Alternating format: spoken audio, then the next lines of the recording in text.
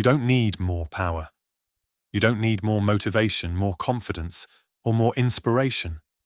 What you need, what every overwhelmed and exhausted mind truly needs, is less noise. Because the biggest enemy of your potential is not weakness. It's clutter, mental clutter. Too many thoughts, too many doubts, too many unfinished decisions, too many invisible pressures pulling your attention in 100 directions at once. And here is the truth most people never realize until their life already feels out of control. Noise destroys more dreams than failure ever will. Every day your mind wakes up with a limited amount of clarity, yet the world demands unlimited attention. Your phone demands it. Your responsibilities demand it. Your fears demand it. And slowly, without noticing, you start losing the most powerful resource you ever had, the ability to think clearly. Mental minimalism is not about having an empty mind. It's about having a focused one, a sharp one, a powerful one, a mind that knows what matters and refuses to carry what doesn't. Think of the moments in your life when you felt truly powerful, not excited, not hyped, but powerful. Those moments were not noisy. They were still, quiet, focused. You knew what you had to do, and nothing inside you fought against it. That is the state this audiobook will help you build deliberately, consistently, and permanently. But first, understand how most people live without realizing it. A man wakes up with the intention to improve his life. He wants to work out, build discipline, start a business, fix his habits. But he carries too much mental weight. He tries to run with a backpack full of fears, memories, opinions, notifications, old regrets, imagined failures, expectations from others, and responsibilities he never organized. He believes he lacks motivation. He believes he lacks discipline. But what he actually lacks is space inside himself. Or consider the woman who wants to work on her goals, but her mind is already occupied by invisible noise, comparison, perfectionism, guilt, stress, overthinking, emotional pressure. She tries harder and harder, but effort doesn't work when the mind is drowning. She doesn't need to push more. She needs to clear the water. This is the hidden truth. People fail not because they are incapable, but because they are overloaded. Mental minimalism is the art of removing that overload. It's the discipline of letting go of unnecessary thoughts, unnecessary emotional weight, unnecessary expectations, and unnecessary battles. It is not spiritual emptiness, it is strategic clarity. When the noise reduces, your inner power rises automatically. When your mind stops fighting itself, your discipline becomes natural. When you stop chasing everything, you finally move toward the right things. And when you stop responding to every small distraction, your life starts responding to you. This audiobook will teach you how to build that kind of mind. You will understand why removing mental noise is more important than adding motivation. You will learn how to separate your real priorities from the illusions your environment creates. You will discover how to stop emotional clutter before it consumes your energy. You will see how mental discipline comes not from force, but from clarity. And by the time you reach the final chapters, you will realize something profound. A quiet mind is not a weak mind. A quiet mind is a weapon. It is the mind of someone who chooses what they think, what they allow, what they pursue, and what they ignore. It is the mind of someone who protects their inner world the way others protect their most valuable possessions. It is the mind of someone who moves through life with precision, not confusion. Mental minimalism is not about simplifying your life. It's about strengthening it. It's about removing the distractions that dilute your power. It's about recognizing that clarity is not a luxury. It is a survival skill in a world designed to keep you mentally overwhelmed. Throughout this audiobook, you will see yourself in many examples. You will notice the places where your mind leaks energy. You will understand why you lose focus even when you want to stay disciplined. and you will learn how to reclaim control over your thoughts, your emotions, your priorities, and your attention. By the end, you will have a new internal structure, a new mental operating system, one where your power is no longer scattered but contained, one where your decisions are deliberate, not reactive, one where your mind becomes an environment where discipline can grow effortlessly. Because when the noise disappears, what remains is strength. And when unnecessary weight is removed, what remains is momentum. And when the mind finally becomes still, what rises from that stillness is the real version of you. By the end of this audiobook, you will not just understand mental minimalism. You will feel it. You will feel the space. You will feel the clarity. You will feel the power returning to you piece by piece.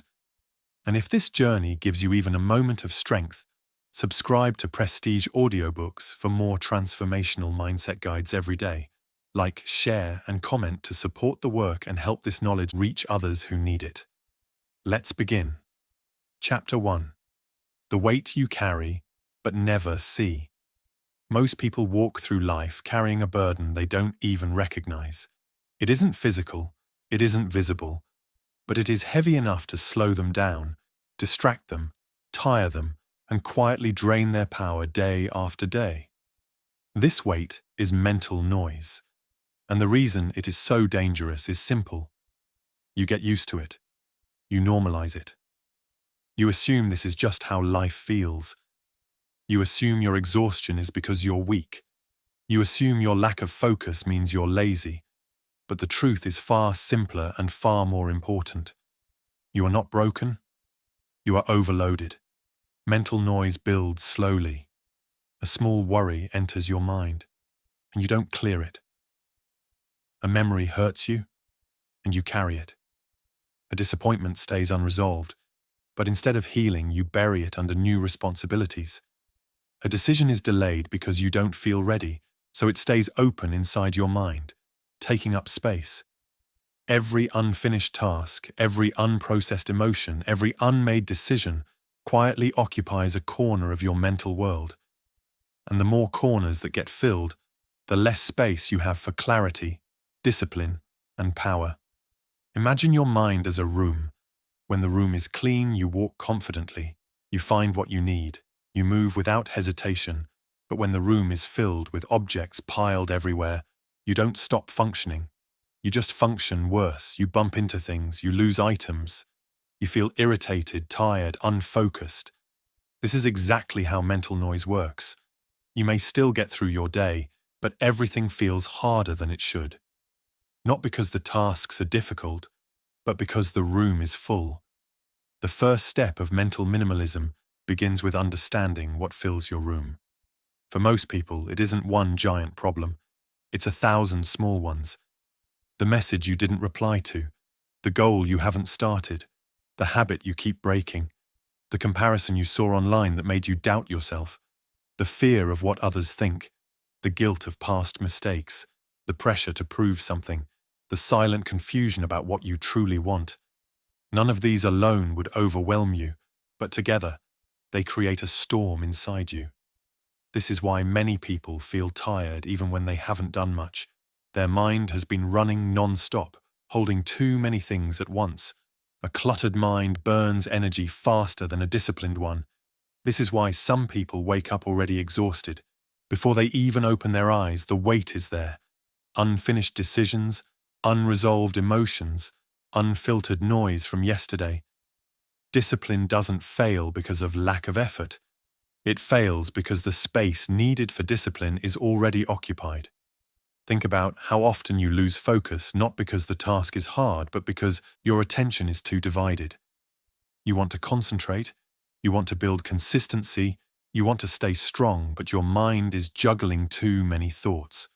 It is trying to solve 10 problems at once, process memories, fight emotions, plan the future, manage fears, and still work on your goals. No human can stay powerful while doing all that internally. Something has to be released. And here is the problem. People don't release anything. They keep adding. More goals, more expectations, more pressure, more comparisons, more responses, more noise. They believe that to become better, they must do more. But the paradox of mental minimalism is that improvement begins by doing less thinking that drains you, less carrying what does not belong to you, less holding on to things that no longer serve you, less reacting to every small trigger around you. You might think you lack motivation, but what you actually lack is mental space. A mind full of noise cannot hold discipline. A mind full of distractions cannot focus. A mind full of emotional clutter cannot stay strong. You cannot build anything meaningful on a mental foundation that is already crowded. To reclaim your power, you must first reclaim your clarity. And clarity begins with subtraction, not addition. Ask yourself this: what are the thoughts that follow you even when you want peace? What are the memories that replay themselves without your permission? What are the worries that wake up before you do? What expectations are you trying to meet that were never yours to begin with? These questions are uncomfortable, but they reveal something essential. Noise grows strongest in the places where you refuse to look. Mental minimalism invites you to finally look. Not to judge yourself, but to understand what fills your inner space. Because once you see the weight, you can start reducing it, and the moment you reduce it, your power returns. Suddenly, tasks feel easier, ideas become clearer, discipline feels possible. Not because life changed, but because your mind did. The truth is this: your mind is not designed to hold unlimited information, emotions, or decisions. It needs structure, it needs boundaries, it needs simplicity. A clear mind is a strong mind, a cluttered mind is a tired one, and tired minds break discipline long before they break dreams. This chapter is your first step toward recognizing how much weight you've been carrying. The next chapters will help you remove that weight layer by layer until your mind becomes a place where focus thrives naturally, a mind where noise no longer steals your strength, a mind where you choose your thoughts instead of being controlled by them. Mental minimalism begins with awareness, and awareness begins with seeing the weight you carry but never see. Chapter 2: Clearing the Invisible Backlog. Every person has an invisible backlog inside their mind. It is not written anywhere, but it shapes everything you do.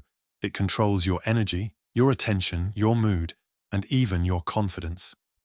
This backlog is made of unmade decisions, unresolved emotions, unspoken truths, postponed responsibilities, abandoned goals, and thoughts you never finished facing. You carry this backlog silently, and because it grows slowly, you never notice how much it weighs until you try to focus or move forward. Mental minimalism begins when you confront this backlog directly. Most people think they need more discipline or more motivation to take action, but the real problem is that their mind is already overloaded with decisions they haven't completed. Decision fatigue doesn't come from the big choices of your life. It comes from the dozens of small ones you avoid every day. What to start, what to stop, what to let go, what to confront, what to admit, what to finish. These little decisions pile up until your mind becomes foggy and unfocused. Imagine a computer with too many tabs open. None of them are big enough to crash the system alone, but together they slow everything. Your mind works the same way. Every unfinished thought is a tab left open. Every unanswered message is a tab. Every task you told yourself you would start tomorrow is a tab. Every argument you replay in your head is a tab. Every fear you pretend doesn't exist is a tab.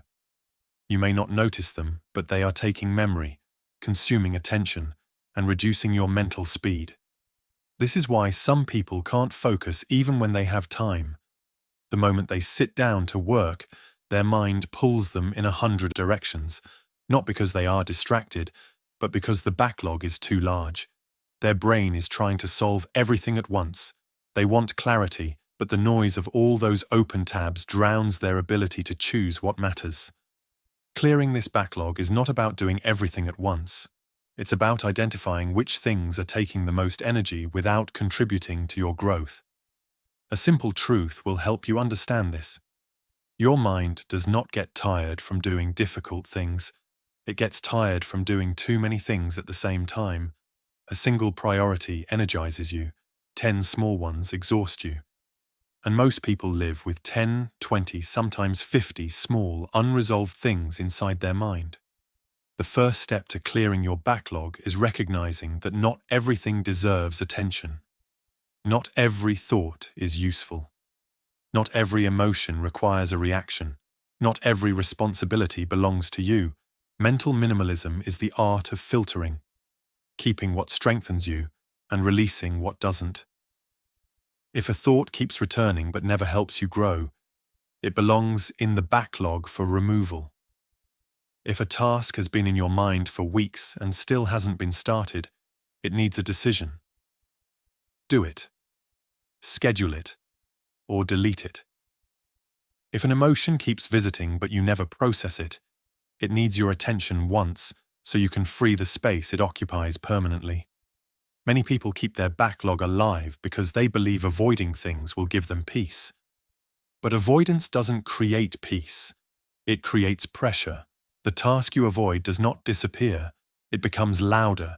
It steals more of your attention over time. The conversation you postpone becomes heavier. The decision you delay becomes scarier.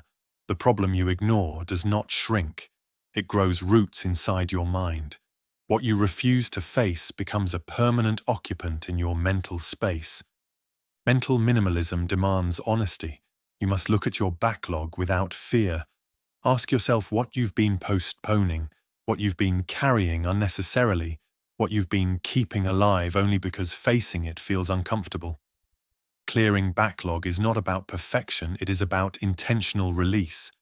You cannot reach clarity while your mind is still full of things that don't align with your present goals. Understand something important.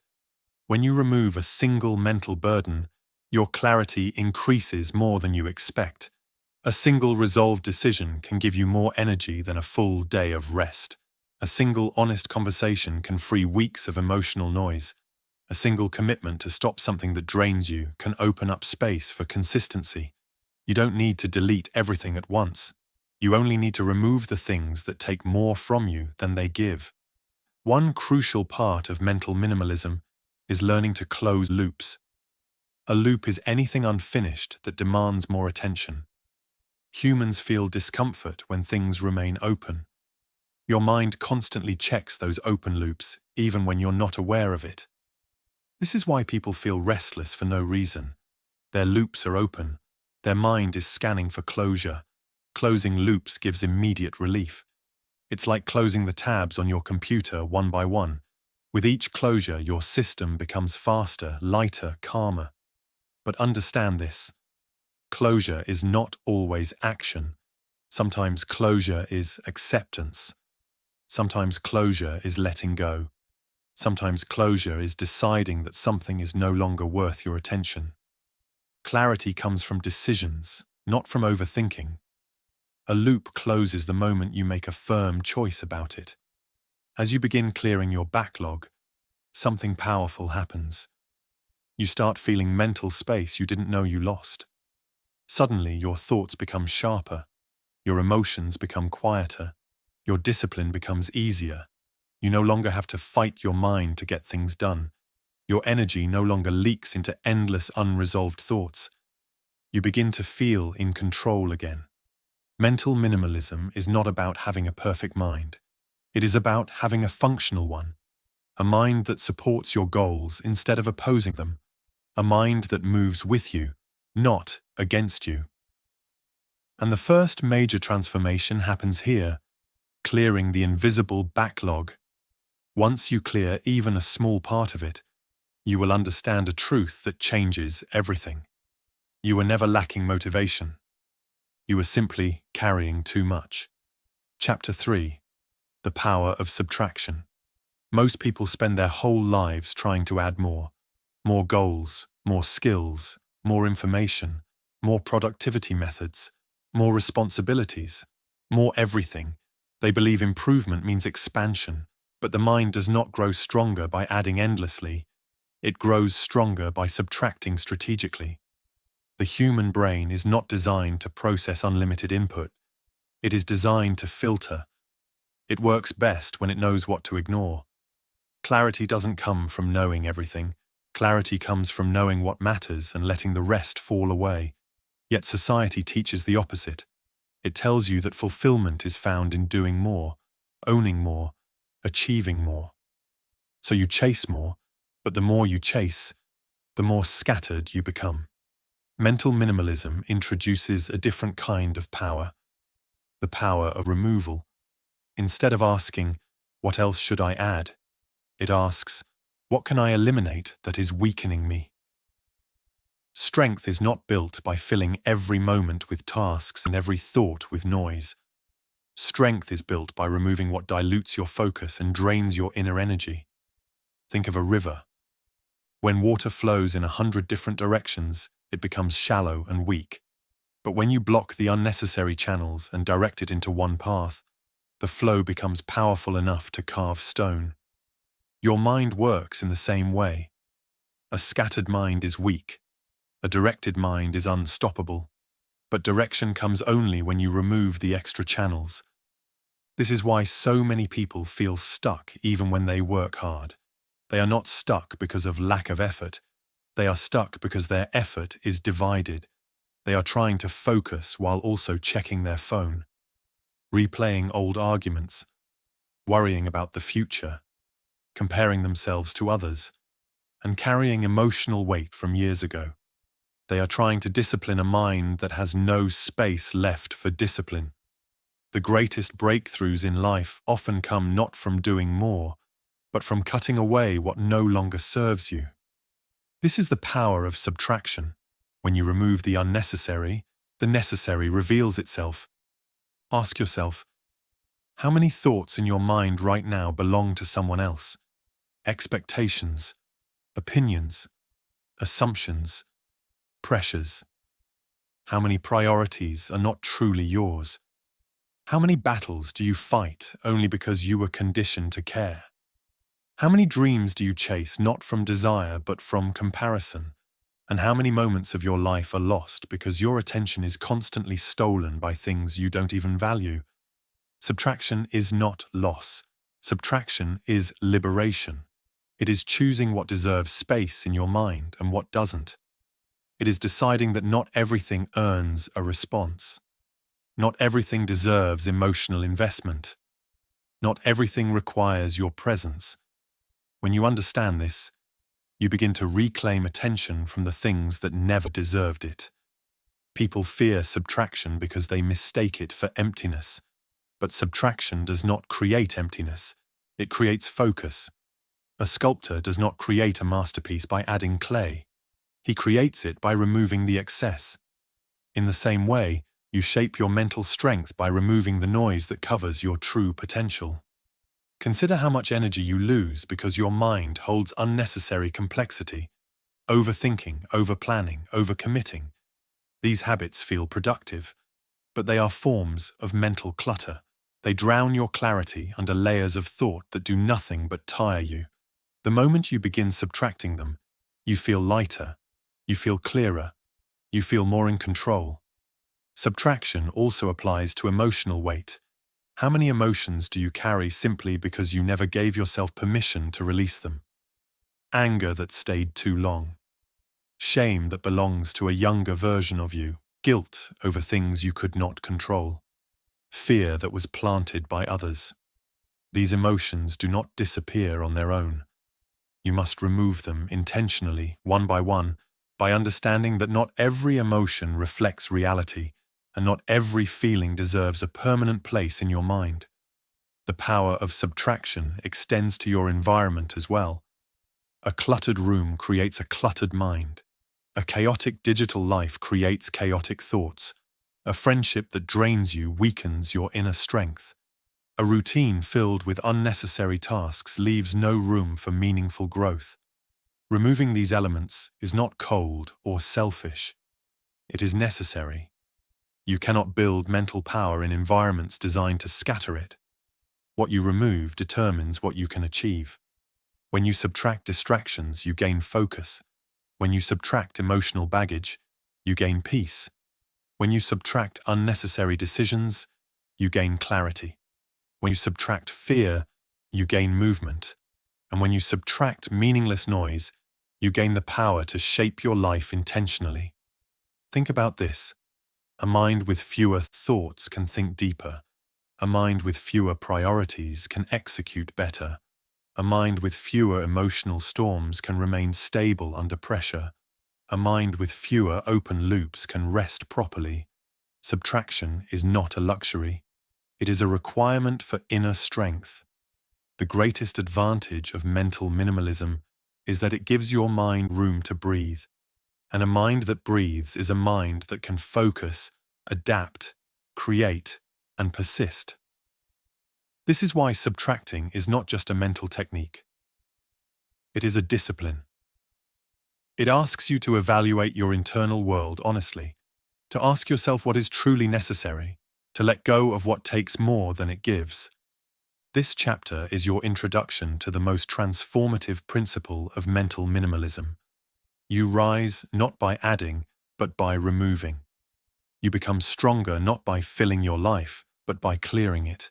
And the more you subtract, the more powerful you become. Chapter 4. The silence that sharpens the mind. Silence is not the absence of sound. It is the absence of interference. It is the state where your mind is no longer reacting to every distraction, every emotion, every notification, every expectation, every unfinished thought. Silence is the environment where clarity is born, where discipline grows, and where mental strength becomes visible. But silence does not arrive on its own. You must create it intentionally. Most people fear silence without realizing it.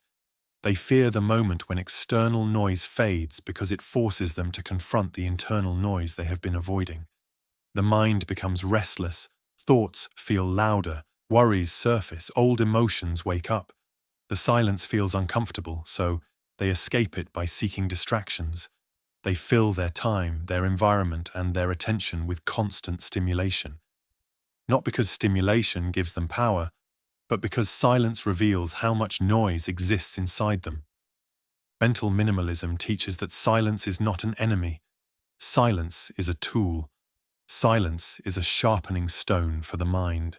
When the world becomes quiet, your thoughts organize themselves. Your emotions slow down. Your attention becomes precise.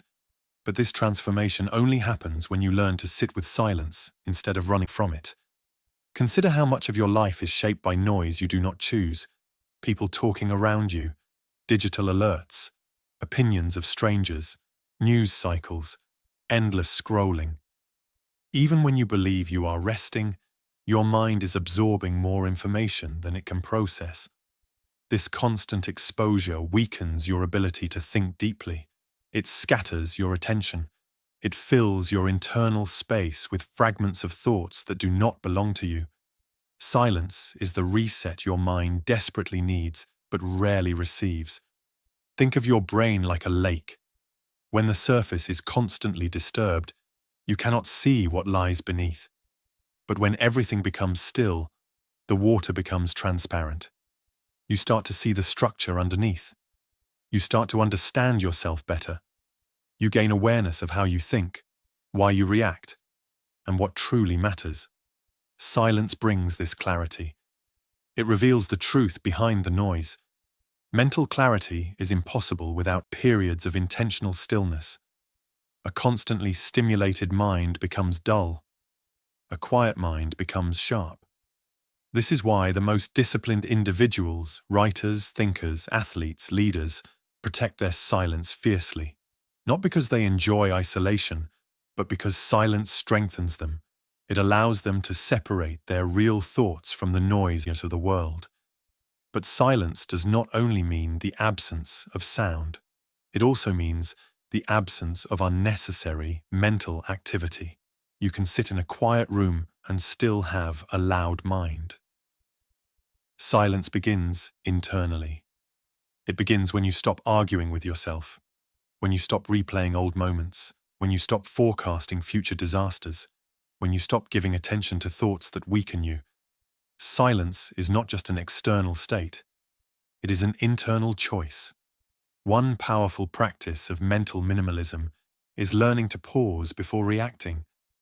A pause is a moment of silence. It is a deliberate break between emotion and response. In that pause, you gain control. You see the situation clearly. You choose your reaction instead of being driven by impulse. A pause might last a second or a minute, but its impact is enormous. It prevents noise from entering your mind in the first place. Another form of silence is reducing emotional commentary. People don't realize how much noise they create inside themselves by narrating everything they experience. They judge themselves constantly. They interpret everything negatively. They create stories around simple events. This internal narration exhausts the mind. When you stop adding commentary, silence appears. And in that silence, your thoughts become cleaner. Silence also increases your capacity for discipline. When your mind is quiet, your actions become deliberate. You stop rushing. You stop multitasking. You stop reacting impulsively. You move with intention.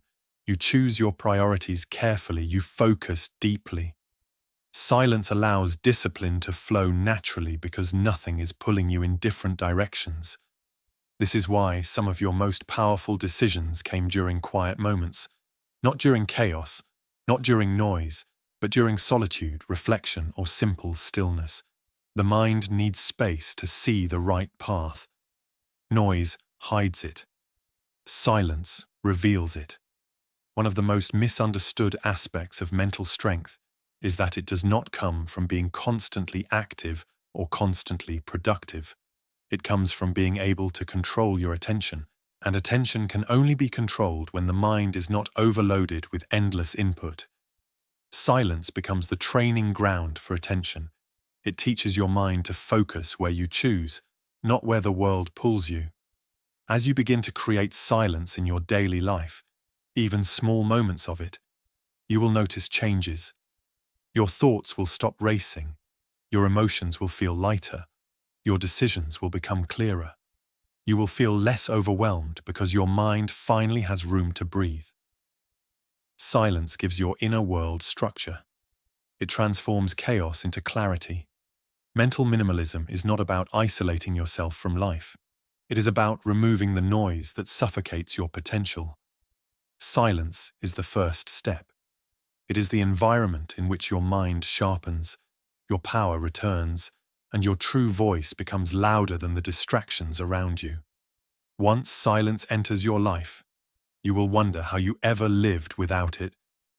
Chapter 5. Protecting your mental energy from hidden leaks. Your mind is powerful, but its power is not infinite. Every thought, every decision, every emotion, and every distraction consumes a small amount of energy. When these moments are intentional, the energy is well spent.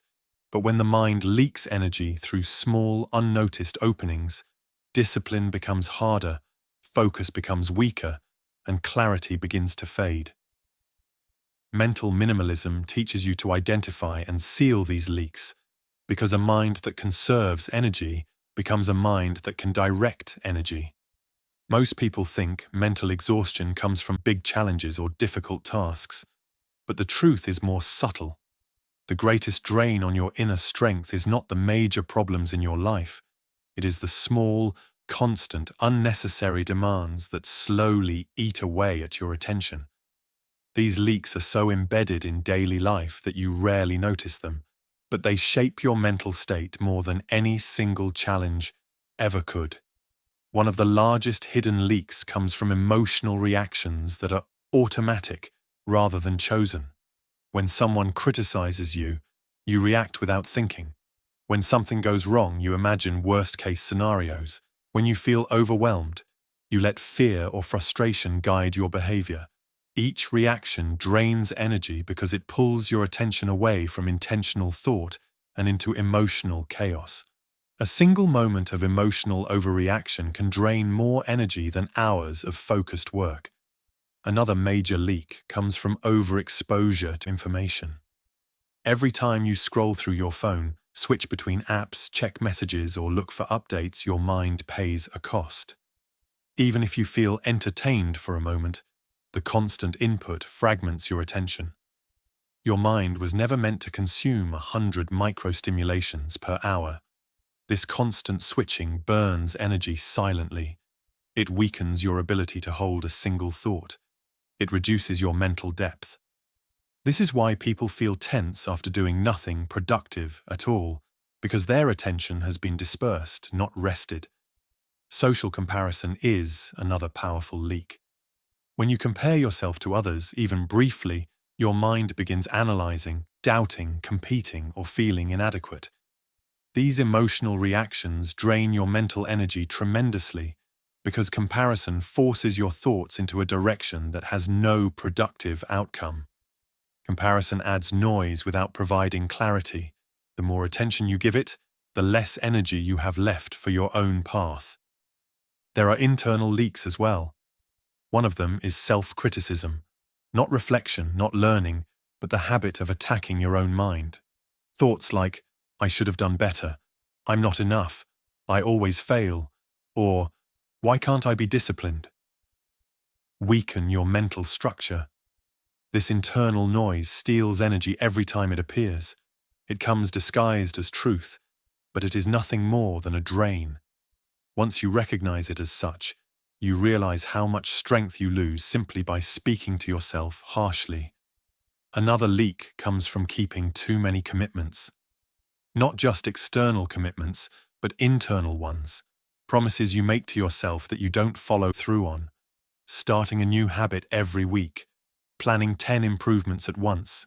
Telling yourself you will change everything overnight. Each broken promise becomes a leak. It weakens your trust in yourself. It makes discipline feel heavier. The mind cannot be powerful when it carries the weight of repeated disappointment. Unfinished tasks and open loops also drain energy constantly. Even when you aren't thinking about them consciously, your mind scans them in the background. It reminds you that something is incomplete. This costs energy every day until the task is finished or intentionally released. A single unfinished task might seem harmless, but 20 of them create internal noise that blocks clarity. Closing these loops gives you more energy than starting new projects ever will. Social pressure is yet another leak. When you care too much about how others see you, your mind wastes energy predicting opinions, replaying conversations, and imagining judgments. This drain is subtle but extremely powerful. You lose energy not because people are watching you, but because you think they are. Freeing yourself from this mental pressure restores enormous strength. Mental energy also leaks through unnecessary internal conflicts. When you want one thing but do another. When you know what is right for you but choose what is easier. When you hold two opposing desires and refuse to decide. These conflicts consume energy because they force your mind to battle itself. The moment you make a firm decision, regardless of which direction, the leak closes. Decision gives clarity. Clarity gives energy. Mental minimalism is the art of plugging these leaks. It is not about becoming perfect. It is about becoming aware. Once you can see where your attention escapes, you can build the boundaries that protect it. Boundaries are not walls, they are filters. They separate what strengthens you from what weakens you. They guard your mental space so that your inner power remains intact. Protecting your mental energy means choosing your battles, choosing your reactions, choosing your priorities, and choosing your environment. It means being selective with what you allow into your mind. It means refusing to let small distractions drain the strength needed for big goals. A disciplined mind is not one that fights everything. It is one that chooses wisely and ignores the rest. When the leaks are sealed, something extraordinary happens. Your natural clarity returns. Your thoughts straighten. Your emotions soften. Your focus deepens. your discipline becomes easier. Not because you changed who you are, but because you stopped losing energy to things that never deserved it. The less you leak, the more you grow, the more you protect, the more you rise. And this is the core truth of mental minimalism. Power is not always gained by doing more. It is often gained by losing less. Chapter 6. The Art of Doing Less, but Doing It Deeply. In a world obsessed with productivity, people often mistake busyness for progress. They believe the more tasks they complete, the more successful they become. They confuse motion with direction, activity with achievement. But the truth is simple. Doing more does not make you powerful. Doing less, deeply, intentionally, and consistently, does. Mental minimalism teaches that depth is more valuable than volume. When your mind focuses on fewer things, it can perform with more strength, more clarity, and more precision. But when your attention is divided among too many tasks, your power dissolves. You move, but without force. You work, but without mastery. You live, but without presence. Most people spread themselves thin because they fear falling behind. They say yes to everything. They chase every opportunity. They start too many goals at once. They fill their calendars, their thoughts, and their days with commitments that stretch their attention until it becomes fragile. They believe this makes them productive, but the constant switching between tasks weakens their performance. Their mind never goes deep enough into anything to produce excellence. They stay stuck at the surface of everything they try. Depth is the opposite of overwhelm. It is the state where your mind becomes fully absorbed in a single task. It is the state where your best work emerges. It is the state where your thoughts become sharper and your emotions quieter. You cannot reach this state when your mind is cluttered, when your focus is scattered, or when noise constantly interrupts your flow. Think about the moments in your life when you performed at your best, when you learned something quickly, when you solved a problem effortlessly, when you created something meaningful, when you felt powerful. Those moments were never the result of multitasking. They were the result of deep focus. They were the result of doing one thing with your full attention. Deep work requires space. It requires mental minimalism. You cannot go deep when you are carrying too many tasks, too many responsibilities, and too many expectations at once. This is why people fail to build discipline. They try to improve too many areas simultaneously. They want to change their habits, fix their routines, grow their skills, start new projects, and transform their life all at the same time. But discipline grows strongest when it is applied to fewer things, when it is directed, not diluted. Doing less does not mean doing nothing. It means doing only what matters. It means choosing a smaller number of goals and committing to them fully. It means abandoning the belief that you must constantly chase more. It means recognizing that quality is far more powerful than quantity. When your mind works deeply, even a small amount of effort produces significant results. One of the biggest traps people fall into is confusing urgency with importance. They respond to everything that feels urgent: messages, notifications, small tasks, other people's demands. But urgency is often noise. It steals your attention from what truly matters. Mental minimalism teaches you to protect your deep work time fiercely, because your best self appears only when your mind is uninterrupted. Another reason deep work is rare today is that people are afraid of discomfort. Deep focus requires sitting with your thoughts. It requires facing challenges without distraction. It requires pushing through boredom, frustration, or uncertainty. Shallow work provides quick relief, quick stimulation, and quick comfort. But it never builds anything meaningful. A mind addicted to stimulation loses the capacity for depth. To do less but deeply, you must first strip away the distractions that keep pulling you out of focus. You must create boundaries around your time, around your attention, and around your mind. You must eliminate the tasks that do not move your life forward. And most importantly, you must decide what truly deserves your effort. Depth also means being present. Whether you are working, resting, talking, learning, or training, presence amplifies everything. When you are fully present, your mind becomes efficient. When you are half present, everything becomes draining and slow. Presence is a form of mental minimalism. It means your attention is where it should be, not scattered across 1,000 thoughts. Doing less also means simplifying your goals. Many people set goals so big and so numerous that they paralyze themselves. They want transformation instantly, so they overwhelm their mind with plans. But the most powerful transformations come from small, deep actions repeated consistently. A single habit done deeply beats 10 habits done poorly. A single project completed with excellence beats multiple projects abandoned halfway. Mental minimalism teaches that depth is where power grows. Depth turns ordinary effort into mastery. Depth turns confusion into clarity. Depth turns discipline into a natural part of your identity rather than a struggle.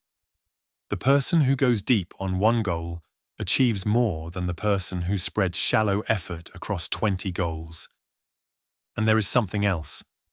Depth makes life feel meaningful. When you do something deeply, you experience satisfaction. You feel progress. You feel competence. You feel alive. Shallow work, no matter how much of it you do, never gives you this feeling. It keeps you busy, but empty. Doing less but doing it deeply is not laziness. It is wisdom.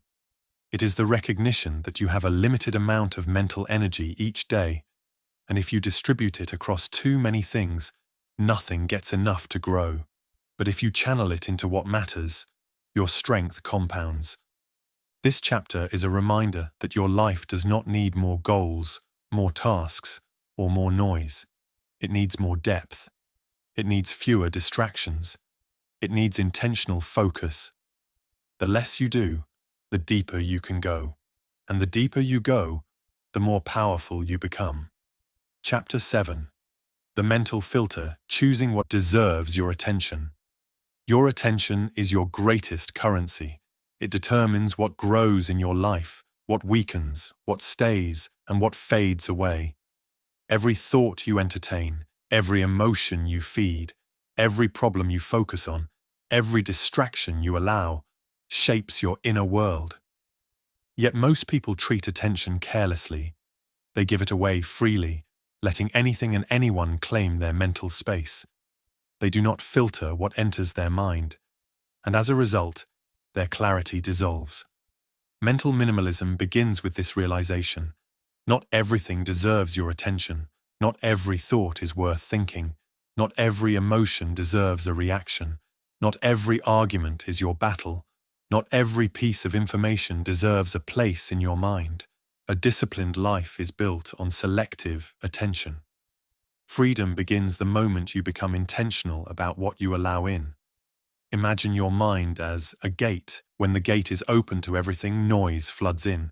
Opinions, doubts, fears, comparisons, notifications, pressures, everything pours inside at once. The mind becomes crowded, confused, and unstable. But when the gate has a filter, only what aligns with your values, your growth, and your goals enters. This is the foundation of mental minimalism, choosing what gets through the gate. The problem is that most people have forgotten they even have control over this gate. They believe they must respond to every message, engage with every distraction, listen to every criticism, absorb every piece of information, and think through every worry. They treat every thought as important simply because it appeared. But a thought appearing in your mind does not make it meaningful. A distraction reaching you does not make it necessary.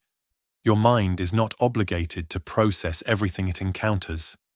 The first principle of the mental filter is this: just because something demands your attention does not mean it deserves it.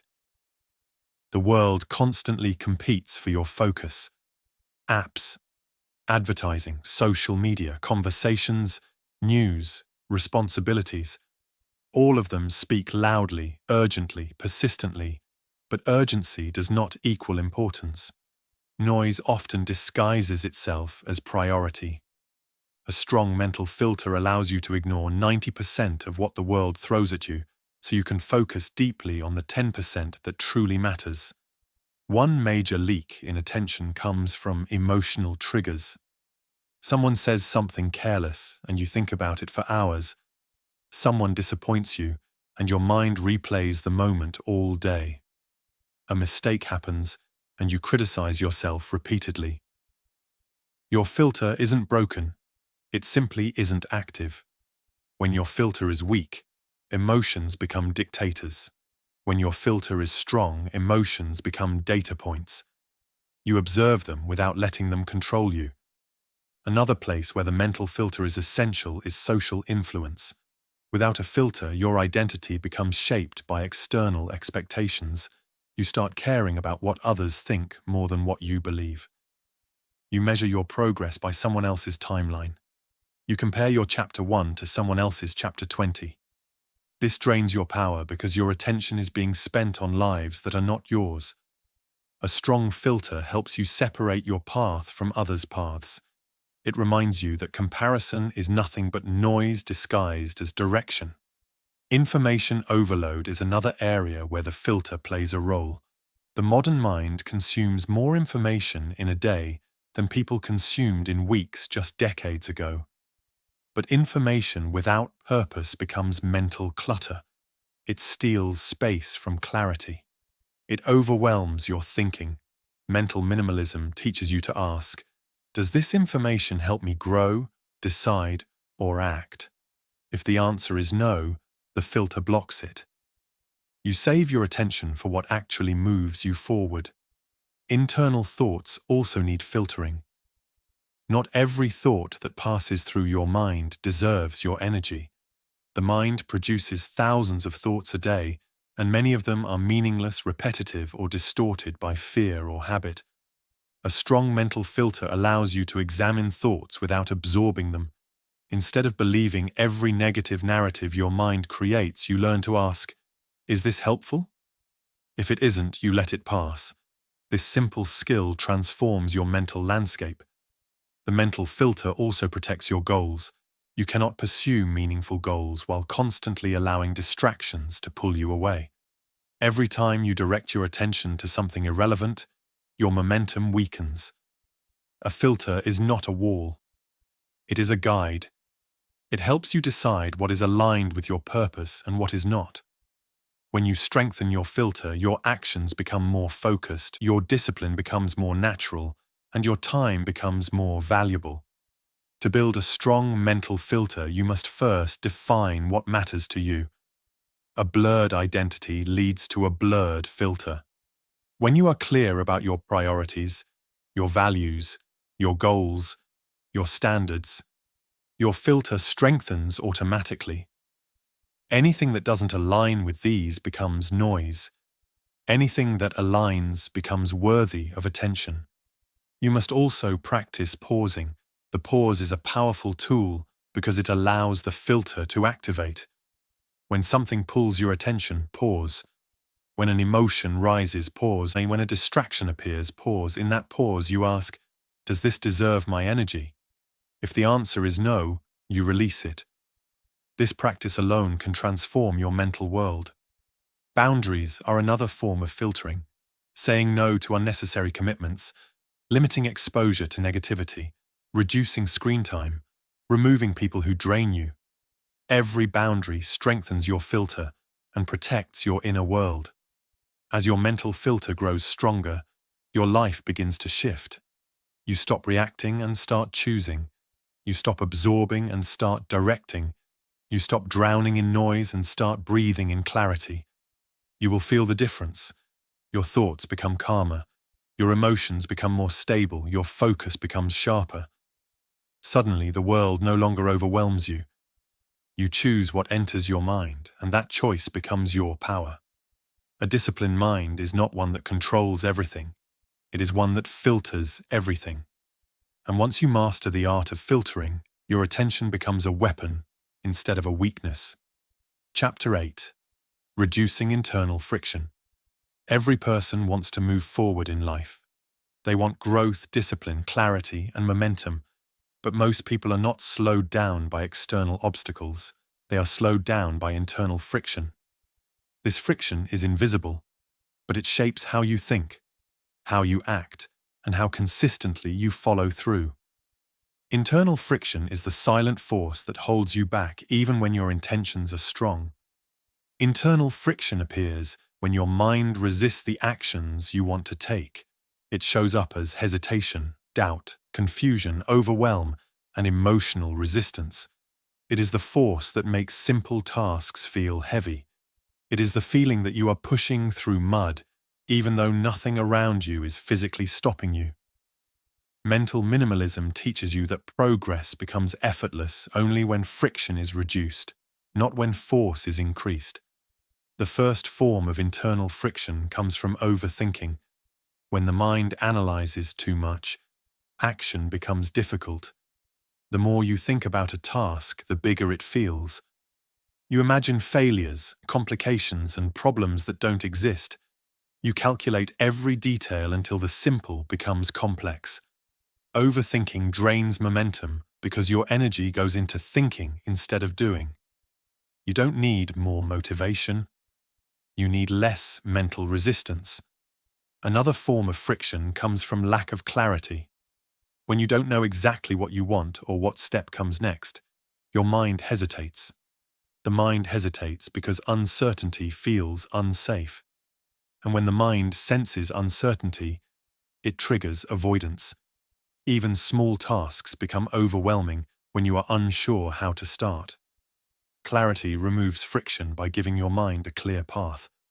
Once the path is visible, resistance drops and action becomes natural. Emotional noise also creates friction. When your mind is filled with unresolved feelings, fear, guilt, shame, frustration, your energy becomes heavy. You try to move forward, but these emotions pull you backward. They weigh down your thoughts. They sabotage your consistency. They drain your desire to act. You cannot perform at your best when emotional clutter takes up your mental space.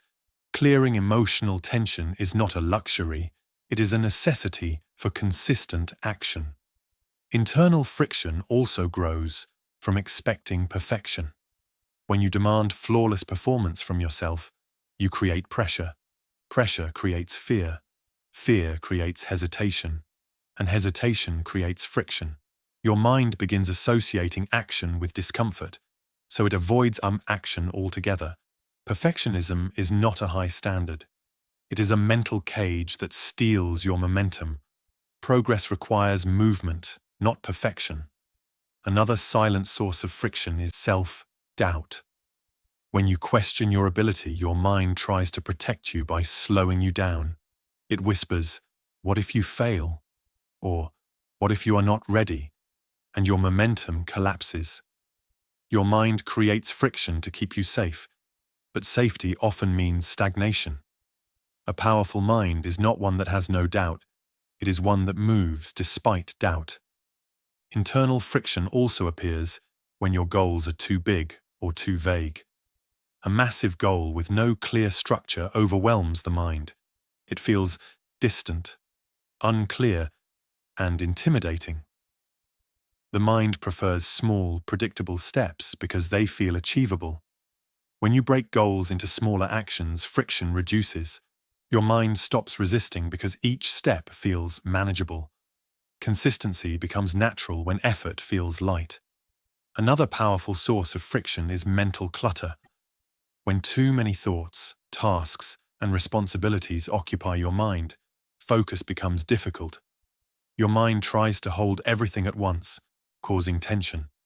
You cannot move smoothly when your thoughts are tangled. Reducing mental clutter by writing things down, organizing your priorities, and clearing open loops removes friction and restores ease. Internal contradictions also create friction. When you want something but also fear it, your mind fights itself. When you desire success but feel unworthy of it, your mind blocks progress. When you choose goals that don't align with your values, your mind resists. This inner conflict creates a tremendous amount of friction. Discipline becomes painful because part of you is pulling forward and another part is pulling backward. Alignment between who you are and what you pursue removes friction instantly. Another subtle form of friction comes from scattered routines. When your days lack structure, your mind wastes energy deciding what to do next. This constant decision-making drains your mental power and creates hesitation. A simple routine, not rigid but intentional, eliminates unnecessary choices and reduces friction. When your mind knows what comes next, it moves smoothly. Internal friction also increases when you rely on motivation. Motivation is emotional. It fluctuates. When motivation is high, movement feels easy. When motivation fades, friction grows. A disciplined mind does not depend on emotional momentum. It depends on structure, clarity, and minimal mental resistance. When the path is clear and the mind is uncluttered, you do not need motivation. You simply act. Reducing internal friction is the foundation of effortless consistency. It means removing the invisible blockers that slow your progress. It means simplifying your goals, clearing your thoughts, calming your emotions, and creating space in your mind. When friction is low, discipline becomes natural. You no longer fight yourself. Your mind and your actions move in the same direction. Imagine two people pushing the same weight. One pushes on a smooth surface, the other pushes on sand. The difference is not strength. The difference is friction. Most people live mentally on sand. Their thoughts are heavy. Their emotions are tangled. Their clarity is low. Their mind is noisy. But when you reduce friction, everything changes. You move with speed. You perform with precision. You remain consistent without forcing yourself. Mental minimalism is not about doing more. It is about removing what slows you. The less friction inside you, the more momentum you create. And once momentum begins, discipline becomes a natural extension of your mental environment. This is how you transform your life. Not by pushing harder, but by making the path smoother. Chapter 9. Decluttering your mental environment. Your mind does not exist on its own. It is shaped endlessly by the environment you live in. What you see, what you hear, where you spend your time, who you listen to, the spaces you work in, the routines you follow. These elements either sharpen your mind or crowd it with noise. Most people underestimate how powerfully their surroundings influence their inner world. They try to fix their mindset without fixing the environment that damages it. Mental minimalism teaches that your external world must support your internal clarity. A cluttered environment creates a cluttered mind. It is not symbolic, it is biological. When your eyes receive too much information at once, your brain works harder to process it. A messy room, a chaotic workspace, a phone overflowing with notifications, an environment filled with distractions, all of these force your brain into unnecessary stimulation. You may not consciously notice it, but your clarity weakens, your focus dissolves, and your energy drains. Start by observing your physical space. Look at the areas where you spend most of your time: your room, your desk, your phone, your digital files, your schedule. These spaces often reveal the condition of your inner world. If your environment is packed, scattered, or chaotic, your mind likely mirrors this state. The first step toward mental minimalism is simplifying the spaces around you. Not to make life aesthetically pleasing, but to reduce the mental load your environment silently puts on you. Your environment should support your goals, not sabotage them. If you want discipline, your space must encourage discipline. If you want clarity, your space must eliminate distractions. If you want inner calm, your space must feel calm. This does not require perfection. It requires intentionality. A clean desk is not about organization. It is about attention. A quiet room is not about silence. It is about clarity. A simplified digital space is not about minimalism. It is about mental stability. Digital clutter is one of the biggest modern sources of mental noise. Endless notifications, hundreds of apps, constant updates, chaotic feeds. They create a mental environment where your attention is fragmented. Even when you ignore notifications, your mind stays alert, waiting. This weakens your ability to focus deeply. Mental minimalism demands that you take control of your digital world. Remove the apps you do not use. Turn off unnecessary notifications. Organize your digital files. Simplify your home screen. These small actions create enormous clarity because your digital environment influences your mind more than you realize. Another part of your environment that shapes your clarity is the people around you. Conversations filled with negativity, gossip, drama, or pressure infect the mind with noise. Your thoughts begin to reflect the energy of the people you spend time with. If they are scattered, you become scattered. If they are anxious, you absorb their anxiety. If they speak without intention, your mind becomes filled with meaningless stories. You do not need to remove people from your life, but you need to filter your exposure. Protect your environment by protecting your attention. The environment also includes your routine. A chaotic routine is a chaotic environment. When your days have no intentional rhythm, your mind burns energy deciding what to do next. This creates mental friction. A simple, predictable routine reduces noise because it removes unnecessary decisions. It creates structure, something the mind deeply craves. Structure is not rigidity. Structure is liberation. It gives your mind stability so that your attention can focus on what truly matters. Your mental environment even includes the content you consume. Every video, every conversation, every article, every post, everything you allow into your mind becomes part of the mental environment. If you consume chaotic content, your thoughts become chaotic. If you consume shallow content, your thinking becomes shallow. If you constantly expose yourself to fear-based content, your emotions become reactive. Mental minimalism requires you to be selective about what you choose to absorb. Another overlooked part of the environment is noise. Literal noise. Constant background sound, conversations, traffic, devices humming, television playing. These things keep your brain slightly alert, preventing deep rest and deep focus. Even low-level noise increases stress without you noticing. Creating pockets of quiet in your day can transform your mental clarity. Silence is not emptiness. Silence is recovery. Your environment also includes your habits. Habits shape your mental landscape every day. Habits that create order, cleaning a small space, organizing your tasks, reviewing your goals, reduce mental clutter. Habits that create chaos, multitasking, procrastinating, staying unorganized, add noise. You cannot expect your mind to stay powerful while your habits generate friction every day. Mental minimalism requires the courage to redesign the spaces where your mind lives. You must ask yourself, does this environment help me grow or distract me? Does this space support the person I want to become? Your answer will guide what stays and what goes. When your environment becomes clean, simple, quiet, and intentional, your mind transforms. You think clearer. You rest deeper. You focus longer. You feel lighter. You make better decisions.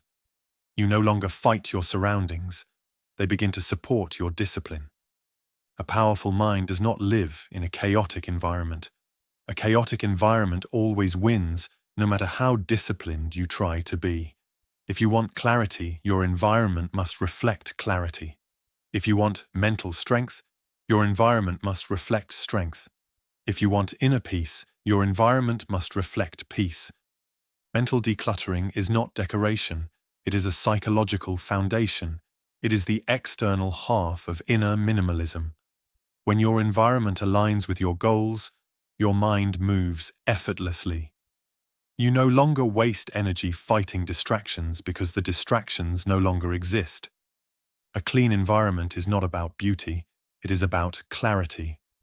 And clarity is power. Chapter 10. Mastering the Pause. There is a moment that exists between every thought and every reaction, between every emotion and every decision. Most people never notice this moment. They rush past it. They react instantly.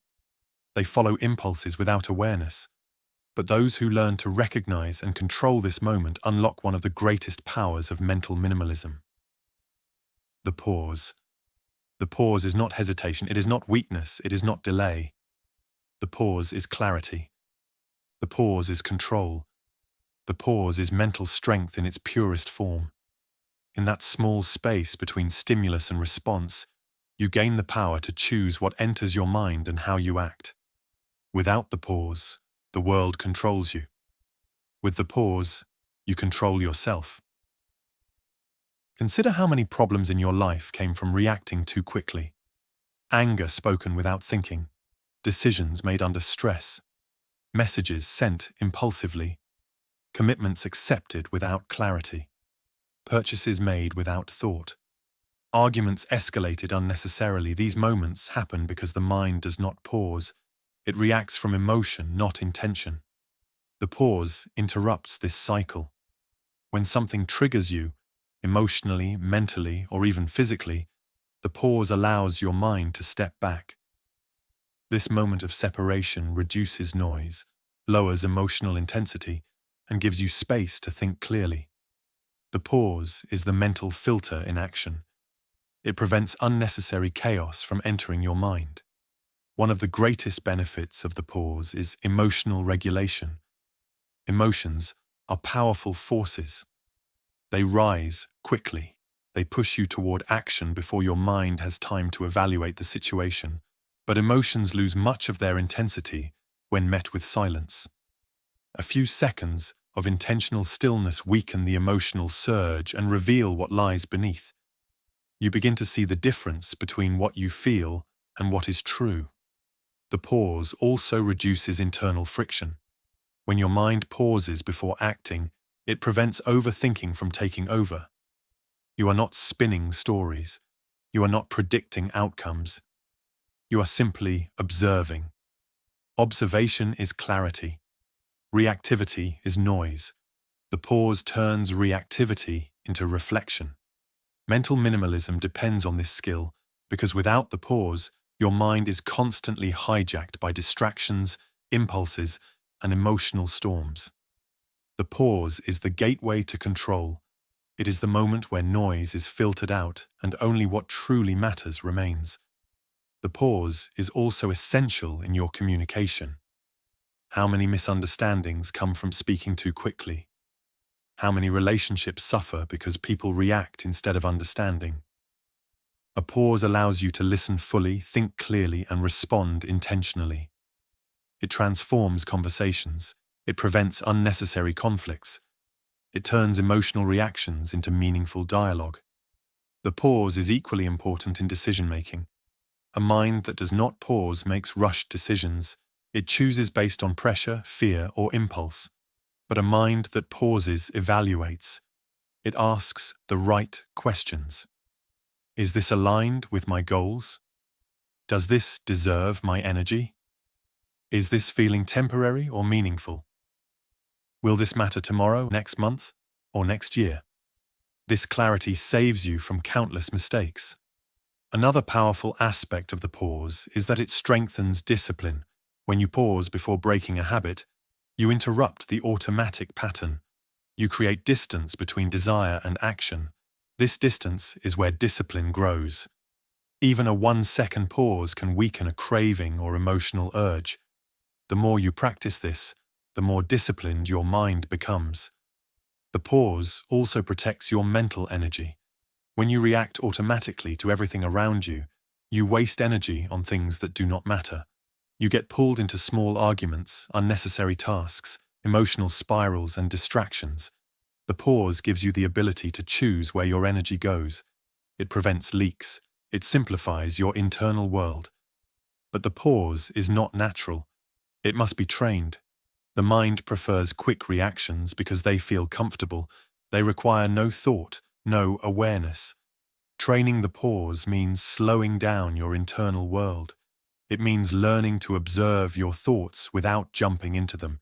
It means learning to sit with emotions without being controlled by them. A practical way to strengthen the pause is through micro-stillness. Throughout your day, take 1-second pauses. Before replying to a message, pause. Before speaking, pause. Before opening an app, pause.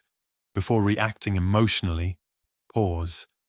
These micro-pauses build the habit of awareness. Over time, your mind begins to insert pauses automatically. Breath is another way to deepen the pause. A single slow breath activates the thinking part of your brain and reduces emotional intensity. When you feel overwhelmed, irritated, or distracted, a single breath creates space. That space becomes a pause. That pause becomes control. The pause also helps you recognize which thoughts are important and which are noise. Without a pause, every thought feels urgent. With a pause, you see clearly that most thoughts are nothing more than passing impulses. The pause teaches you that you do not need to believe or react to everything your mind produces. As you master the pause, you will notice your mind becoming quieter. You will notice fewer emotional spikes. You will notice more clarity in your decisions. You will notice that you respond with intention instead of reacting out of habit. The pause becomes your mental anchor, a stable point in a world full of noise. Mastering the pause is one of the most powerful tools in mental minimalism because it transforms how you interact with life. You become less reactive, more deliberate, more centered. You stop letting the world pull your attention and start directing it yourself. The pause is small, but its power is enormous. It is the moment where discipline is born, where clarity is restored, and where you reclaim ownership of your mind. Chapter 11. Simplifying your thoughts. Most people believe their thinking is complex because life is complex. But in reality, their thinking is complex because their mind is crowded. When the mind holds too many thoughts, too many worries, too many expectations, too many imaginary scenarios, clarity becomes impossible. Thought itself becomes heavy. Simple decisions feel difficult. Small challenges feel overwhelming. Discipline feels like a battle. Mental minimalism teaches that your thoughts do not need to be many to be powerful. They need to be simple. A simple thought is not a shallow thought. It is a clean one, a direct one, a thought free from unnecessary layers that add confusion instead of clarity. When you simplify your thinking, everything in life becomes easier. Focus, action, discipline, emotional management, decision-making. The reason most people fail to act is not because they lack motivation, but because their thinking is too cluttered to see the next step.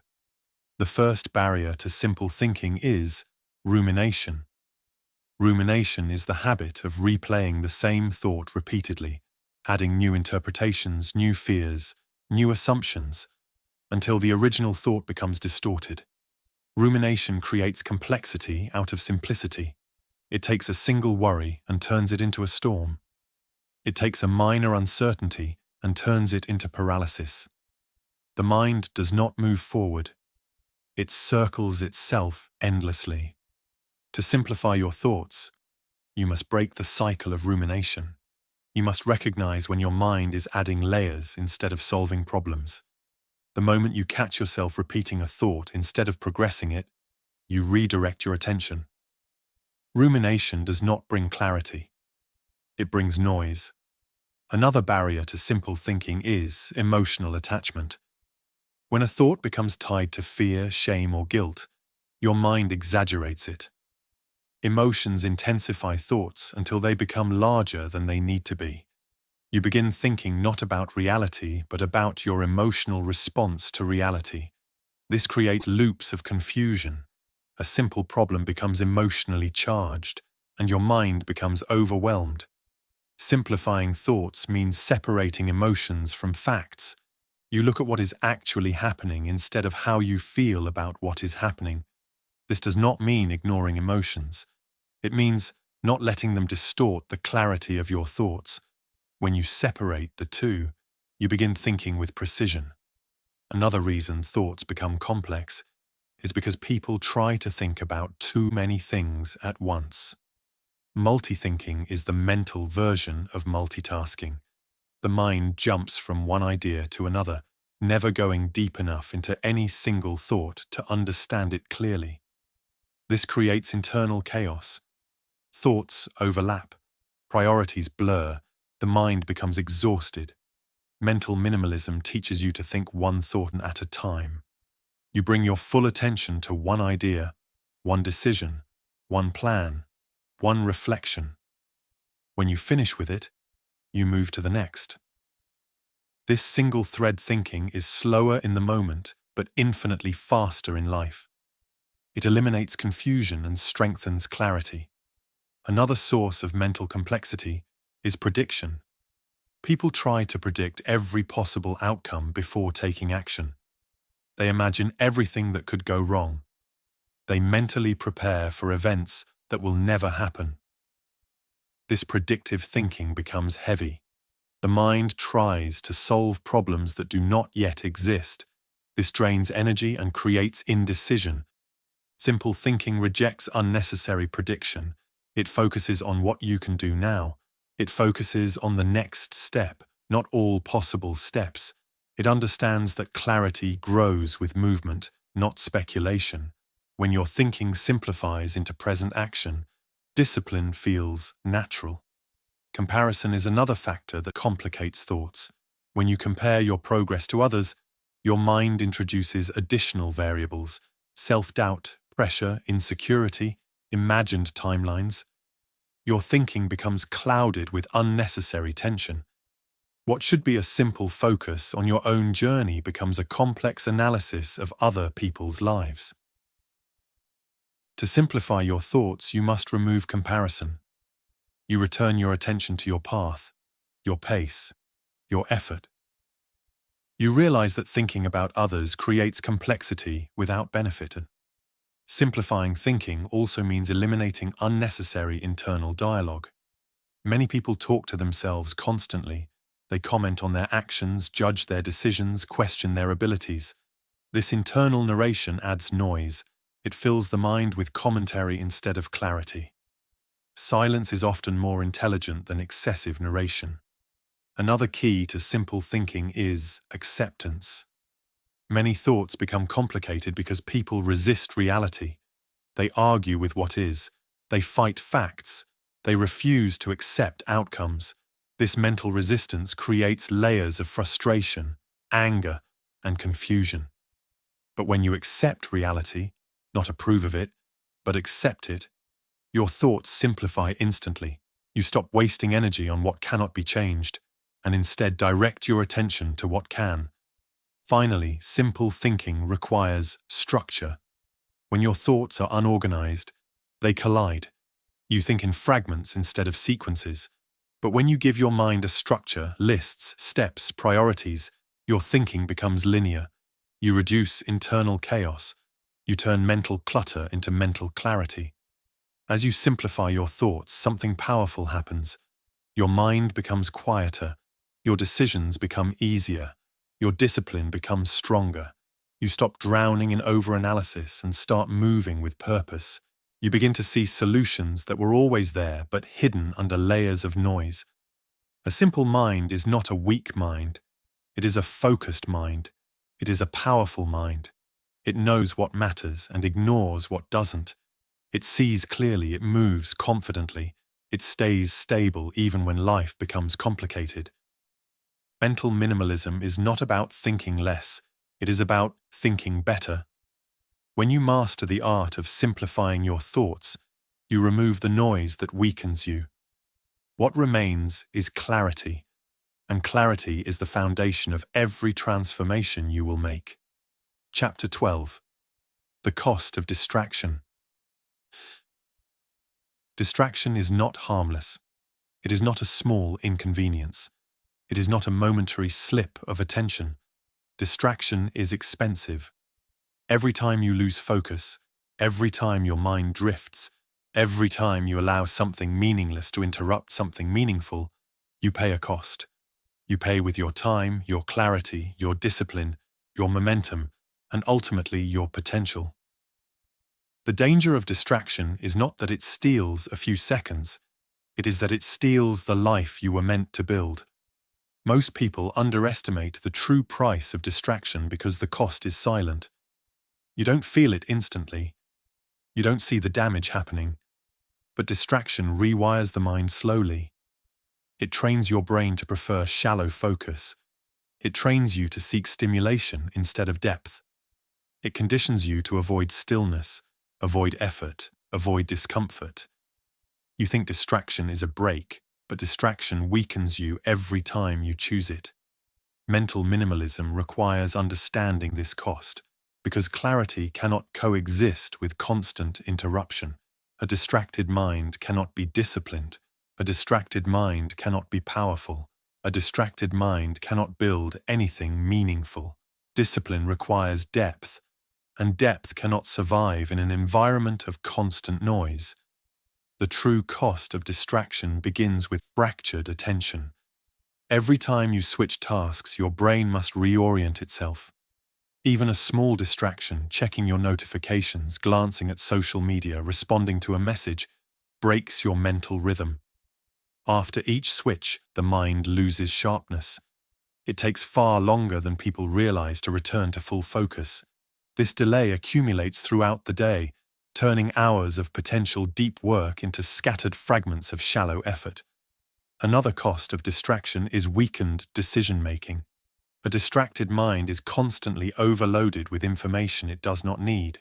The more input you consume, the less space your mind has for deliberate thought.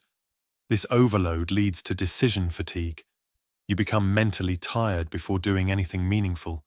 You hesitate. You lose clarity. You choose convenience over intention. This weakens your discipline and corrupts your progress. Distraction also steals your momentum. Discipline thrives on continuity. When your actions flow without interruption, your mind enters a state of clarity and control. But every distraction breaks the flow. It forces your mind to start again from zero. Momentum dies. What could have been an hour of deep transformative progress becomes 20 disconnected minutes of shallow work. Over time, your mind forgets what deep focus feels like. The cost extends further into your emotional world. A distracted mind becomes restless. You struggle to sit still. You struggle to think deeply. You struggle to feel calm. The constant stimulation makes quiet moments feel uncomfortable. Silence becomes intimidating. Deep work becomes difficult. Even rest becomes fragmented. Distraction steals the ability to be present, not just in work, but in life. Another hidden cost of distraction is weakened self-trust. Every time you break your focus, every time you interrupt your own goals for something meaningless, you teach your mind that you are not in control. You teach yourself that your impulses are stronger than your intentions. Over time, this erodes confidence. Discipline becomes harder not because you lack ability, but because you no longer trust your own follow-through. Distraction also robs you of depth. A distracted mind cannot think deeply enough to solve complex problems, generate meaningful ideas, or build inner strength. Shallow focus leads to shallow work, shallow relationships, shallow self-understanding. Depth is where transformation happens. Distraction keeps you trapped at the surface. But perhaps the greatest cost of all is lost time. Time that cannot be recovered. Every minute lost to distraction is a minute that could have been used to build something meaningful, strengthen your identity, improve your skills, or move closer to your goals. The tragedy is that most people don't realize how much time they've lost until years have passed. Mental minimalism teaches you to eliminate distractions not because you want to be perfect, but because you want to be powerful. A powerful mind is one that is not pulled by every vibration of the world. It stays centered. It stays intentional. It chooses where attention goes instead of reacting blindly to noise. To eliminate distraction, you must first understand what triggers it. Many distractions begin with boredom. The mind craves stimulation because it is used to constant input. When you reduce that input, the mind feels uncomfortable. But discomfort is part of growth. A quiet mind feels strange at first, but with practice, silence becomes your strength. Another source of distraction is emotional discomfort. People distract themselves to avoid facing problems, feelings, or difficult truths. Distraction becomes an escape, but an escape is not relief. It is postponement, and postponed emotions always return louder. Mental minimalism teaches that the solution to emotional noise is not avoidance. It is awareness. When you face emotions directly, distraction loses its power. Physical environment also encourages distraction. A cluttered space pulls your attention. A noisy space scatters your mind. A phone within reach interrupts your thoughts. Redesigning your environment is one of the fastest ways to reduce distraction. When the external world becomes simple, the internal world follows. Intentional routines also reduce distraction. When your day has structure, your mind wastes less energy deciding what to do next. A structured day blocks randomness and trains your brain to enter focus mode more quickly. But the most powerful antidote to distraction is mindfulness. Not spiritual, not abstract, but practical awareness. When you notice the impulse to distract yourself, pause. Observe it. Do not act on it. Every time you resist a distraction, you strengthen your mental muscle. You sharpen your discipline. You reclaim your attention. Attention is your most valuable resource. When you lose it, you lose your direction. When you protect it, you protect your power. Mental minimalism teaches that distraction is not a small problem. It is the enemy of clarity. And clarity is the foundation of discipline, focus, and inner strength. The less you allow distraction to enter your life, the more control you regain over your thoughts, your time, and your future. Chapter 13. The Power of Single Tasking. The modern world glorifies multitasking. People proudly claim they can handle many things at once, as if doing more simultaneously means achieving more. But multitasking is one of the greatest illusions of productivity.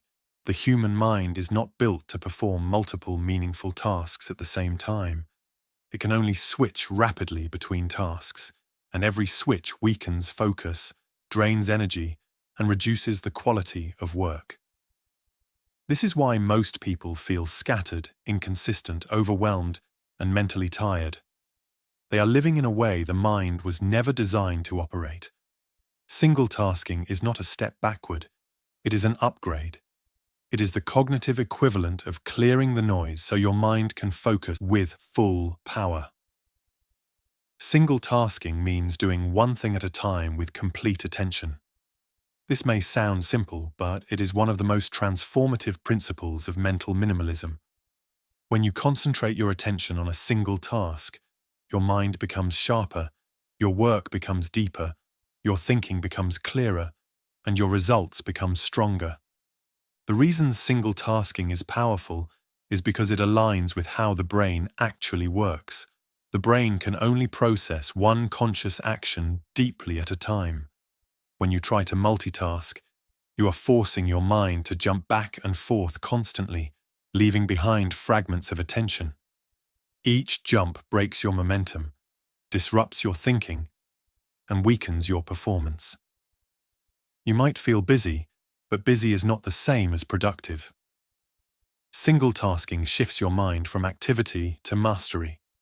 One of the biggest benefits of single tasking is the return of cognitive depth. When you give full focus to a task, your mind enters a state where ideas flow more easily, solutions appear more naturally, and actions feel more meaningful. You stop working on the surface and start working with intention. This depth is where progress happens. This depth is where learning happens. This depth is where breakthroughs happen. Single tasking also strengthens discipline. When your attention is scattered, discipline feels like a fight. You constantly drag your mind away from distractions. But when your attention is unified, discipline becomes effortless. You are not fighting yourself. You are simply directing your focus. This shift saves enormous mental energy. A unified mind moves with strength. A divided mind struggles. Another reason single-tasking is transformative is that it builds momentum. When you focus on one task until it is complete or until your scheduled time ends, you create a sense of flow. Flow is a mental state where action feels natural, uninterrupted, and powerful. But flow cannot exist when you are switching tasks constantly. Single-tasking is the gateway to flow. One often overlooked benefit of single-tasking is emotional stability. A scattered mind creates emotional noise. You feel overwhelmed, not because your tasks are difficult, but because your attention is jumping between them. When you single-task, your emotional world quiets down. You feel calmer. Your thoughts become less chaotic. Stress decreases, clarity increases. You begin to feel control returning to your internal world. Single-tasking also protects your self-trust. When you multitask, you start many things but finish few. This creates a sense of failure, even when you are working hard. You feel behind, you feel inconsistent, but when you single-task, you finish what you start.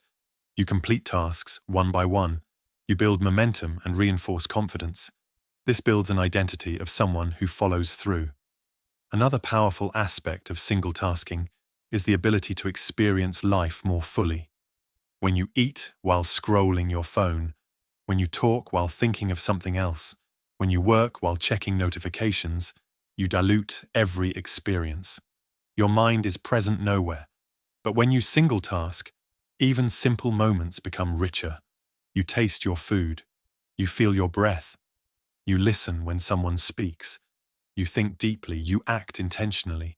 Life becomes meaningful because your attention is anchored in the moment. Single-tasking also changes the way you set goals. When you focus on one major goal at a time instead of 10, your progress accelerates dramatically. Your energy is no longer scattered. Your mind is no longer overwhelmed. You experience real advancement because your focus has direction. One goal, deeply pursued, outperforms 10 goals pursued weakly. A common objection people have is that life is too busy to single-task. But the truth is, multitasking is what makes life feel busy. When you switch tasks constantly, everything feels urgent. When you single-task, you give structure to your mind. Tasks become simpler. You become more efficient. You finish sooner. You experience less mental fatigue. Another misconception is that multitasking saves time. It doesn't. It wastes it. Every task switch costs attention and time. These micro-delays add up. A single hour of multitasking can easily lose 20 minutes of focus. Over weeks and months, this becomes hours, even days, of lost clarity. Single-tasking, on the other hand, compacts your progress. You accomplish more in less time because your mind is fully present. To practice single-tasking, start by identifying the most important task of the moment. Commit to it fully. Remove unnecessary distractions. Set a timer if needed. Focus until the task reaches a natural pause. Do not allow your mind to wander into the future or the past. Anchor it to the present moment. The more you practice this, the stronger your attention becomes. You can also apply single-tasking to your emotions. Instead of trying to process many feelings at once, allow yourself to feel one emotion at a time. When sadness arises, feel it without adding fear or frustration. When stress appears, observe it without layering stories. This emotional single-tasking reduces overwhelm and creates psychological space. Single-tasking turns your mind from a scattered light bulb into a laser. Both emit light, but only one can cut through steel. The power is not in brightness, it is in focus. When your attention converges on one point, your potential becomes concentrated. You stop living reactively and start living intentionally. Mental minimalism teaches that simplicity is not about doing less. It is about doing one thing with full power. A single focused action can produce more transformation than 100 distracted ones. A single fully present moment can teach you more about yourself than hours of scattered thought. This chapter is a reminder. You were not built for multitasking. You were built for mastery. And mastery requires focus. Deep, undivided, intentional focus. When you embrace single tasking, you reawaken the natural strength of your mind. You move from chaos to clarity. You reclaim the depth that distraction has stolen from you. Chapter 14. Minimalism in your decisions. Your life is shaped far more by your decisions than by your circumstances. Every choice you make becomes a thread woven into the path you walk. Yet, most people struggle not because they lack opportunities, but because their decision-making is noisy, scattered, or overwhelmed. They try to evaluate too many factors, predict too many outcomes, satisfy too many expectations, and consider too many opinions. This overload turns even simple decisions into mental battles. Mental minimalism teaches that clarity in life begins with clarity in decisions. Decision fatigue is real. The more choices you are forced to make, the less energy you have to make the ones that matter. People waste enormous mental power deciding trivial things thousands of times a week. What to wear, what to check, what to reply, what to postpone, what to prioritize, what to ignore. When your mind is forced to choose constantly, it becomes exhausted before facing the decisions that actually influence your life's direction. Minimalism in decision-making is about reducing the number of decisions your mind must process. It is about freeing mental space. It is about creating simplicity so your clarity can rise. It is not about making fewer choices. It is about making better ones by eliminating the unnecessary ones. One of the first principles of minimalist decision-making is eliminating trivial decisions. Many choices do not deserve your attention. What you wear, what you eat, where you place your things, which route you take. These choices can be automated, structured, or simplified. When you create routines around trivial decisions, you save your energy for decisions that shape your growth. Another principle is reducing emotional weight in decision-making. Many decisions become difficult not because the options are unclear, but because emotions cloud your thinking. Fear of failure, fear of regret, fear of judgment. These emotions add layers of noise to the choice. Mental minimalism teaches you to separate the emotional reaction from the decision itself.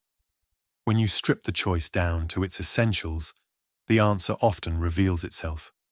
Another source of decision noise is trying to satisfy everyone. When you make decisions based on expectations, pressure, or opinions from others, you add unnecessary complexity. Instead of asking what is true for you, you ask what will please others. This is a recipe for confusion. Minimalist decision-making puts your values at the center.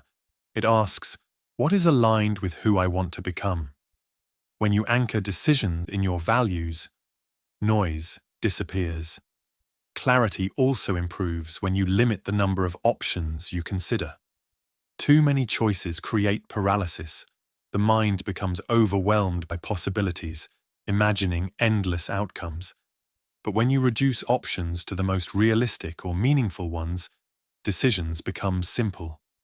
Mental minimalism is about narrowing the field so you can move forward with confidence. Another powerful aspect of minimalist decision-making is the use of principles rather than impulses. When you make decisions based on emotion, your choices fluctuate with your mood. But when you make decisions based on principles, your rules, your standards, your beliefs, your choices remain stable. Principles remove the mental noise of uncertainty because they guide you automatically. A principle-based mind does not debate every choice endlessly. It follows its structure. Minimalism also applies to long-term decisions. Too many people try to make life-changing choices in moments of emotional turbulence. They attempt to decide their future while overwhelmed, tired, stressed, or unclear. But the mind cannot think deeply when it is noisy. Mental minimalism teaches you to make important decisions only in moments of clarity. When the mind is quiet, stable, and present, you are more capable of seeing truth. Another part of decision minimalism is learning to say no. Every yes you give becomes a commitment of energy, time, and attention. Saying yes too often leads to overload. Saying no creates space. The word no is not rejection, it is protection. Every time you decline something meaningless, you protect your ability to say yes to something meaningful. A powerful mind does not try to do everything. It chooses what deserves its involvement. Minimalism in decision-making also teaches the power of the first step. Many people think too far ahead. They try to decide every detail of a journey before taking the first step. This creates paralysis. The mind becomes overwhelmed by the sheer size of the path. Minimalism breaks the decision into one question. What is the next actionable step? When you focus only on the immediate step, the decision becomes simple. Movement becomes possible. Another critical part of simplifying decisions is acceptance. Some situations do not have perfect answers. Some decisions involve uncertainty, regardless of how you evaluate them. Minimalism accepts that not everything can be known in advance. You make the best decision with the information you have now. You release the fantasy of perfect certainty. This frees your mind from the noise of doubt. Minimalism also means recognizing when a decision should be quick. Not every choice deserves deep analysis. Some decisions are small, some outcomes are low impact. Spending excessive energy on these decisions is wasteful. A minimalist mind decides quickly on the small things and saves depth for decisions that matter. But the heart of minimalist decision-making is alignment. A decision is simple when it aligns with your values, your boundaries, your purpose, and your identity. Complexity arises when you prioritize short-term comfort over long-term growth. When you choose differently from who you want to become, internal resistance appears. When you choose in alignment, the mind feels lighter. You feel peace. As you adopt minimalist decision-making, you will notice something profound. Your life becomes clearer. You stop hesitating. You stop overthinking. You stop carrying the weight of unnecessary choices. Your energy increases. Your confidence strengthens. You feel more centered, more stable, more in control. Every decision becomes a sharpening of your identity. Every choice becomes a reinforcement of who you want to be. When your decisions become simple, your life becomes powerful. Chapter 15. Lightening your emotional load. You carry more emotionally than you realize, not because you are weak, but because your mind absorbs everything. Every disappointment, every fear, every expectation, every unresolved memory, every mistake you never forgave yourself for. Over time, these emotional weights accumulate. They become part of your internal environment.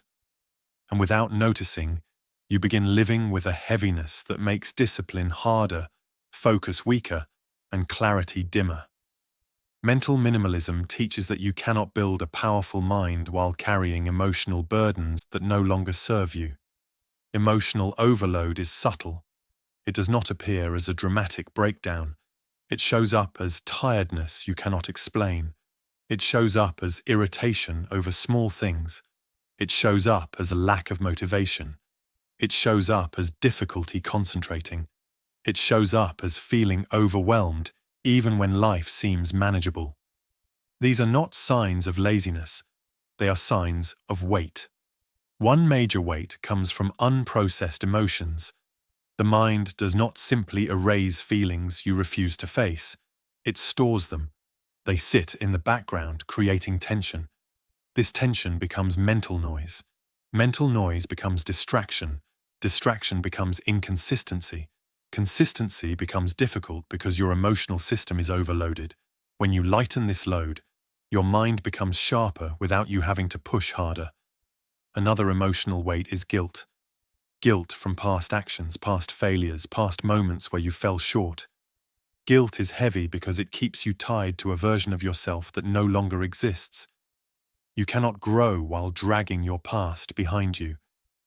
Mental minimalism teaches that guilt only has value when it leads to change. Once change happens, guilt should be released. Carrying it longer than necessary becomes self-punishment, not growth. Fear is another significant emotional burden. Fear of failure, fear of judgment, fear of disappointing others, fear of trying something new. Fear creates tension in the mind. It creates hesitation. It creates avoidance. The more fear you carry, the more your energy is spent managing worry instead of building discipline. Fear is not wrong. It is natural. But when fear becomes constant background noise, your mind cannot move freely. Reducing your emotional load means confronting fear intentionally instead of letting it simmer quietly. Unrealistic expectations also add weight. Expectations from yourself, expectations from others, expectations from society. When you believe you must always be strong, always be productive, always be improving, you create a pressure that your mind can't sustain. This pressure turns into emotional exhaustion. The solution is not lowering your standards, but lowering the noise around your standards. You do not need perfection. You need progress. You do not need to win every day. You need to remain consistent. Relationships can also add emotional load. People who constantly complain, demand your time, drain your energy, or pull you into their chaos leave a mark on your internal world. You absorb some of their emotional weight without realizing it. Mental minimalism teaches emotional boundaries, not by pushing people away, but by protecting your mental space. You decide how much emotional access others get. You decide what enters your mind. This is not cold. This is self-preservation. Another emotional burden comes from unresolved mistakes. You replay them. You analyze them. You judge yourself for them. But holding on to a mistake does not make you wiser. It only makes you heavier. Minimalism in emotions means taking the lesson and releasing the rest. When you lighten your emotional attachment to the past, your mind becomes available for the present. Comparison also adds emotional weight. When you compare yourself to others, you carry pressure that doesn't belong to you. You carry timelines that aren't yours. You carry insecurities built on illusions. This emotional load is unnecessary. The moment you stop comparing, you regain emotional space. You begin to feel enough, right where you are. Emotional minimalism does not mean suppressing emotions. It means understanding them. It means letting them move through you instead of allowing them to stay stuck inside you. Suppression creates internal clutter. Expression creates clarity. Awareness creates release. One powerful way to lighten emotional load is through honest reflection. When you sit with yourself and acknowledge your emotions without judging them, they lose their intensity. They stop hiding. They stop draining you silently.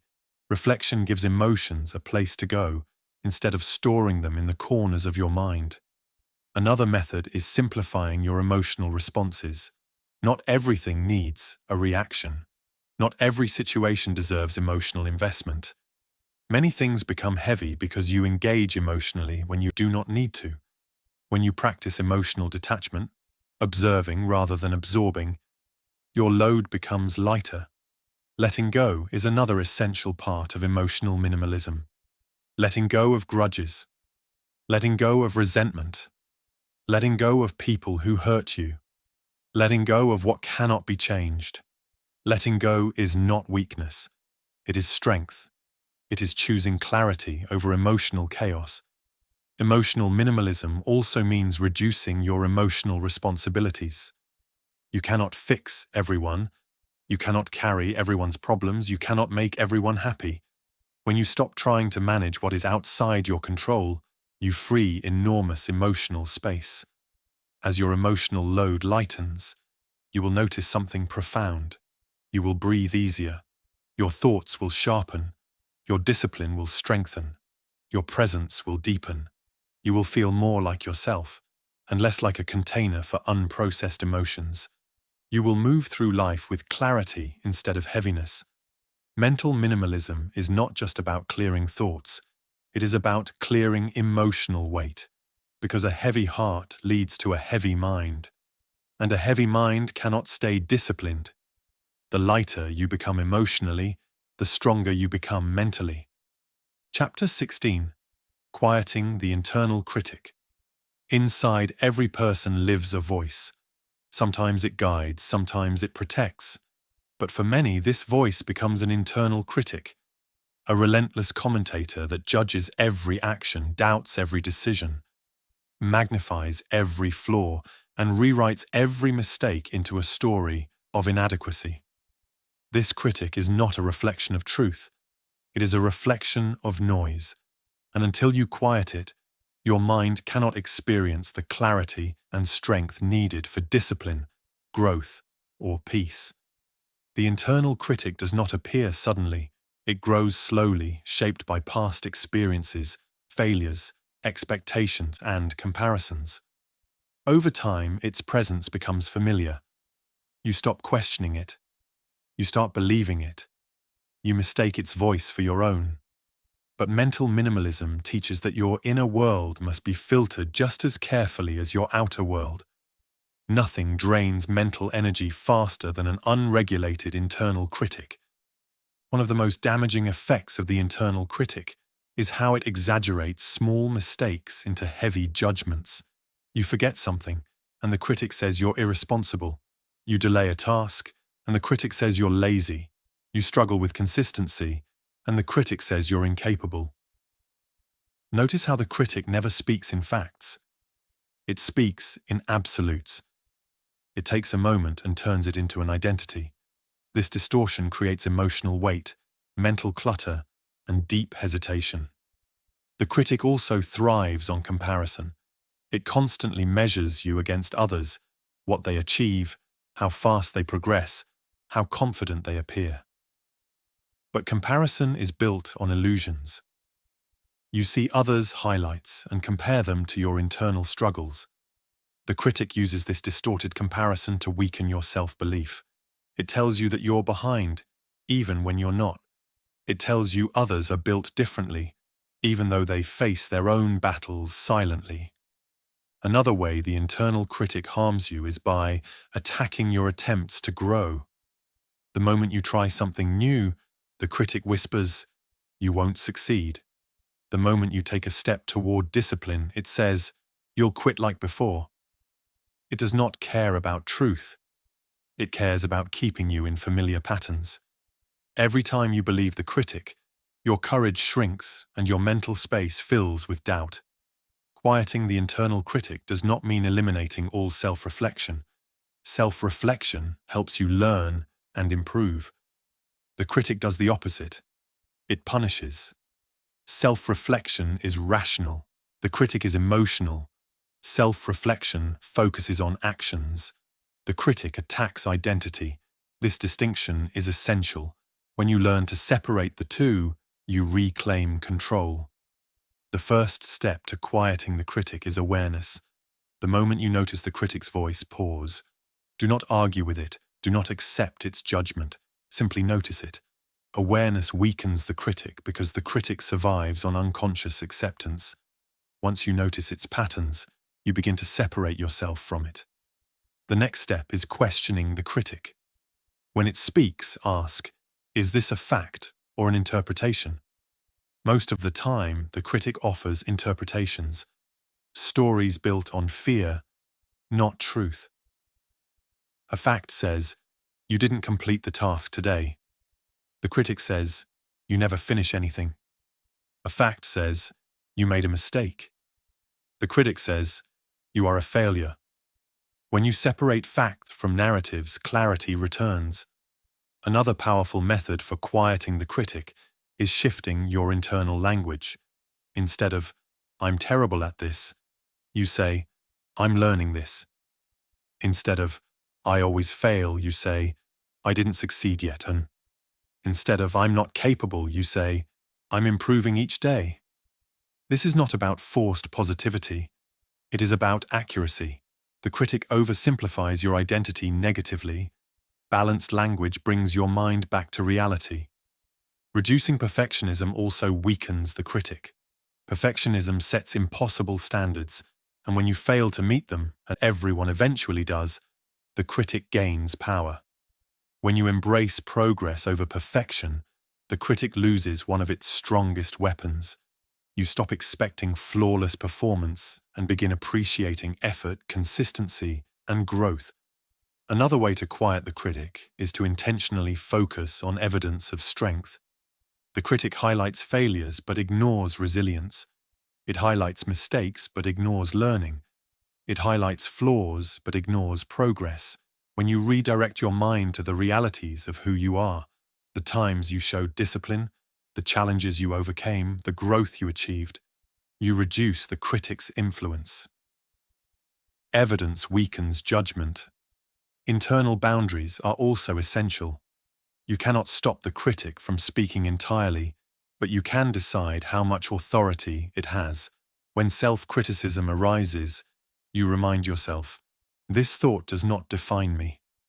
This simple boundary protects your mental clarity. It stops the critic from shaping your identity. Quieting the critic also relies on emotional minimalism. When your emotional load is heavy, the critic grows stronger. It feeds on stress, fatigue, and unresolved emotions. When you lighten your emotional load, as discussed in the previous chapter, the critic loses its fuel. A calm mind is harder to attack. The internal critic becomes loudest when you are stepping into growth. Ironically, this is when you must ignore it the most. Growth feels unfamiliar, and unfamiliarity triggers fear. The critic interprets this fear as a warning. Stop, retreat, you can't handle this. But mental minimalism teaches that unfamiliarity is not danger. It is progress. The critic tries to keep you safe inside the boundaries of your old self. Quieting it is part of becoming your new self. As you practice these principles, you will notice a shift. The critic will not disappear, but it will lose control. Its voice becomes background noise instead of a dominant force. You make decisions without waiting for its approval. You pursue goals without fearing its commentary. You build discipline without collapsing under its judgments. A quiet internal critic does not mean a silent mind. It means a healthy mind, a mind where thoughts support growth rather than sabotage it, a mind where reflection strengthens you rather than weakens you, a mind where you become your own ally instead of your own enemy. Mental minimalism teaches that the loudest noise often comes from within, and when you quiet that noise, your true voice becomes clear, your confidence rises, your discipline stabilizes, your identity strengthens. You begin living from truth rather than fear. Quieting the critic is not about silencing your mind. It is about reclaiming your power. Chapter 17. The Strength of Mental Emptiness. Most people misunderstand the idea of an empty mind. They think emptiness means lack of intelligence, lack of ambition, or lack of thought. But mental emptiness is not absence. It is space. It is clarity. It is the ability to remove unnecessary noise so the important thoughts have room to grow. Mental emptiness is one of the most powerful states a person can cultivate because it creates the silence where strength, discipline, creativity, and self-awareness thrive. The mind is like a container. When it is full of noise, there is no room for new insight, no room for deep focus, no room for emotional balance. When the container is overflowing with worries, fears, opinions, comparisons, regrets, and unfinished tasks, the mind becomes heavy. Discipline becomes harder. Decisions become slower. Clarity becomes blurred. But when the container is emptied of what doesn't matter, it becomes capable of holding what truly does. Mental emptiness is not about thinking less. It is about thinking cleanly. It is about filtering out what is irrelevant so your inner world becomes a place of stillness. That stillness is not weakness. It is preparation. It is recovery. It is sharpening of the mind. One of the greatest benefits of mental emptiness is enhanced focus. A cluttered mind jumps from thought to thought, never settling long enough to produce depth. But an empty mind anchors itself. It stays present. It sees clearly. It works deeply. When the mind is empty of noise, the task in front of you becomes sharp, simple, and manageable. You feel in control. Mental emptiness also strengthens emotional resilience. Noise amplifies emotions. It makes small problems feel large. It turns temporary feelings into permanent stories. But when your mind has space, emotions flow through without overwhelming you. You feel them, but you do not drown in them. You respond instead of react. You observe instead of absorb. This emotional stability comes from having an internal world that is not already crowded. Another powerful aspect of mental emptiness is improved decision-making. When the mind is quiet, choices become clearer. You stop overthinking. You stop attaching unnecessary fear to simple decisions. You see the path ahead without distortion. Many decisions that once felt complicated become obvious when the noise is removed. Mental minimalism teaches that clarity is not something you find. It is something you create by subtracting internal clutter. Mental emptiness also enhances discipline. When your mind is overloaded, self-control feels like a struggle. You are constantly fighting distractions, impulses, and emotions. But when the mind is empty, discipline becomes smoother. You no longer waste energy wrestling with noise. Your attention becomes a sharp tool. You feel capable, centered, and steady. The state of mental emptiness also improves your creativity. Creativity is not born from chaos. It is born from space. When your mind is still, connections form effortlessly. Ideas rise from the quiet. Solutions appear. You gain insight into problems that once felt confusing. The greatest thinkers, artists, and innovators all valued mental emptiness because they understood that silence is where the mind speaks its truth. One misunderstood aspect of mental emptiness is rest. Many people rest physically but never rest mentally. They sleep, but their thoughts are loud. They sit still, but their minds race. This is not true rest. True rest happens when the mind becomes empty, when the noise dissolves, when the internal tension fades. This rest recharges your mental battery far more deeply than sleep alone. Achieving mental emptiness does not require meditation retreats or isolation. It requires intentional subtraction. It requires choosing what thoughts deserve space and letting the rest pass. It requires pausing before reacting, breathing before speaking, observing before judging. It requires designing your environment to reduce clutter and distractions. It requires clearing emotional burdens, simplifying your routines, and practicing presence. Presence is one of the fastest ways to experience mental emptiness. When you immerse your attention fully into the moment, without past, without future, without commentary, the mind becomes silent. Even brief moments of presence create mental emptiness. Over time, this state becomes easier to access. You begin living with a quieter mind naturally. Another way to cultivate mental emptiness is by releasing overthinking. Overthinking fills the mind with imaginary scenarios and unnecessary fears. When you stop feeding those thoughts, emptiness emerges. Not a void, but a space where useful thoughts can breathe. Letting go also creates emptiness. Letting go of attachments to outcomes, letting go of resentment, letting go of past mistakes, letting go of unrealistic expectations. Each release removes weight from your mind. Each release expands your internal space. Mental emptiness is also created through simplicity of focus. Doing one thing at a time, being fully present in that task, not thinking about the next moment, not holding multiple mental tabs open. Each time you anchor your mind in a single point, you create emptiness around it. This emptiness strengthens your ability to enter deep focus and maintain discipline. One of the most profound truths of mental minimalism is this: you cannot add clarity to a full mind. You must first create emptiness, and from that emptiness, clarity emerges effortlessly. Strength emerges effortlessly. Insight emerges effortlessly. Mental emptiness is not something to fear, it is something to cultivate. It is the silence where your power lives. It is the calm that makes your discipline sustainable. It is the foundation of inner peace.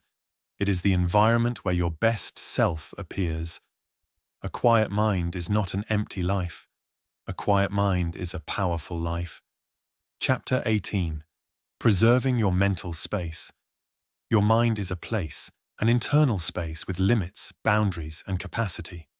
Just like a physical room, it can be organized or chaotic, peaceful or noisy, open or crowded. But unlike physical space, your mental space determines the quality of your life. When it is clean, you feel calm. When it is protected, you feel strong. When it is filled with noise, you feel overwhelmed. Mental minimalism teaches that your mental space is sacred, and your primary responsibility is to protect it. Most people lose their mental space because they treat it as if it is limitless. They allow anyone to enter it, anytime. They allow every thought to settle in it. They allow every small problem, every notification, every argument, every expectation to occupy room inside. Eventually, there is no space left for clarity, creativity, focus, or peace. A mind that is always full cannot think deeply. A mind that is always crowded cannot move freely. Preserving your mental space begins with boundaries, not physical boundaries, but mental ones. These boundaries decide what you engage with, what you ignore, what you release, and what you allow to shape your thinking. Boundaries are not walls to shut the world out. They are filters that prevent unnecessary noise from entering. Your mental space becomes strong the moment you stop giving it away freely. The first step in preserving mental space is learning to detach from unnecessary involvement. You do not need to respond to everything. You do not need to explain everything. You do not need to attend every conflict or solve every issue. Many situations do not deserve your mental energy, yet people drain themselves by participating in battles that do not matter. Mental minimalism teaches you to ask, does this deserve space in my mind? If the answer is no, you release it. Another aspect of preserving mental space is avoiding emotional overload. When you absorb too many emotions, your own or other people's, you fill your internal world with tension.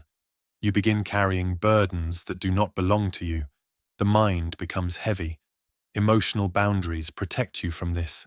They allow you to care without carrying, to understand without absorbing, to listen without losing yourself.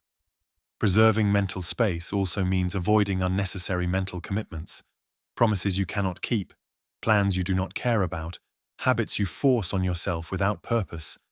These commitments occupy mental room. They divide your attention and weaken your focus. Simplifying your commitments frees space for the things that truly matter. Your environment also plays a role in preserving mental space. Cluttered surroundings create visual noise. Digital distractions fill your mind with constant stimulation. Chaotic routines scatter your attention. Simplifying your environment reduces the number of things your mind must process. When your physical space is clean, your mental space expands automatically. Reducing information intake is another fundamental step.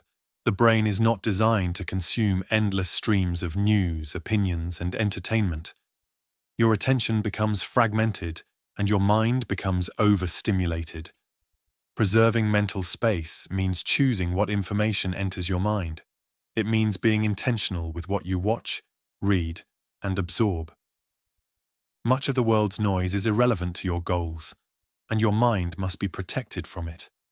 One of the biggest threats to mental space is over-attachment to future outcomes. When your mind constantly projects into the future, imagining problems, predicting outcomes, fearing possibilities, it fills the present with anxiety. The future becomes a mental occupier. The solution is presence. When you anchor your attention in the moment, your mental space clears. The mind stops expanding outward and returns to stillness. Guilt from the past also occupies mental space. When you replay past mistakes, conflicts, or failures, you give your attention to something that can't change. Letting go is not forgetting. It is releasing the grip the past has on your mind. When you free yourself from old narratives, you reclaim internal space for growth. Another essential part of preserving mental space is reducing self-dialogue. Many people exhaust themselves with excessive internal talking. They narrate every action, judge every thought, analyze every possibility. This creates endless noise. You do not need to comment on your thoughts. You simply need to observe them. Observation creates clarity. Commentary creates clutter. Mental space also depends on the people you surround yourself with. Some individuals bring calmness, others bring chaos. Some offer clarity, others create confusion. You cannot preserve mental space if you allow people who constantly drain your energy to occupy it. This doesn't mean removing them entirely, it means limiting their influence. Boundaries protect your peace. Silence is one of the most powerful tools for preserving mental space. Moments of quiet reset the mind. They calm emotional storms. They refresh your focus. They allow you to breathe mentally. Silence is not empty. It is restorative. Even a few minutes of quiet each day can protect your mental space more than hours of rest with noise. Presence also preserves space. When you are fully engaged in what you are doing, eating, working, listening, walking, your mind stops wandering. It stops filling itself with noise from the past and future. It anchors itself. Presence is one of the purest forms of mental minimalism. Preserving mental space is not a one-time task. It is a lifestyle. It requires awareness, discipline, and intention. But as you practice it, your mind becomes lighter. Your focus becomes sharper. Your emotional world becomes more stable. You begin living with clarity instead of chaos. You begin thinking deeply instead of reactively. You begin choosing your thoughts instead of being consumed by them. When your mental space is protected, your mind becomes a powerful environment, a place where discipline thrives, creativity grows, and peace becomes natural. Your inner world becomes something rare in today's world. Quiet. Chapter 19. The gift of a quiet mind. A quiet mind is not a mind without thoughts. It is a mind without noise.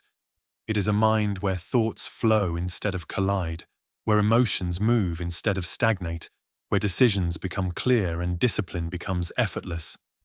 A quiet mind is not an accident. It is a skill. It is the result of intentional choices, filtered attention, emotional minimalism, and mental discipline.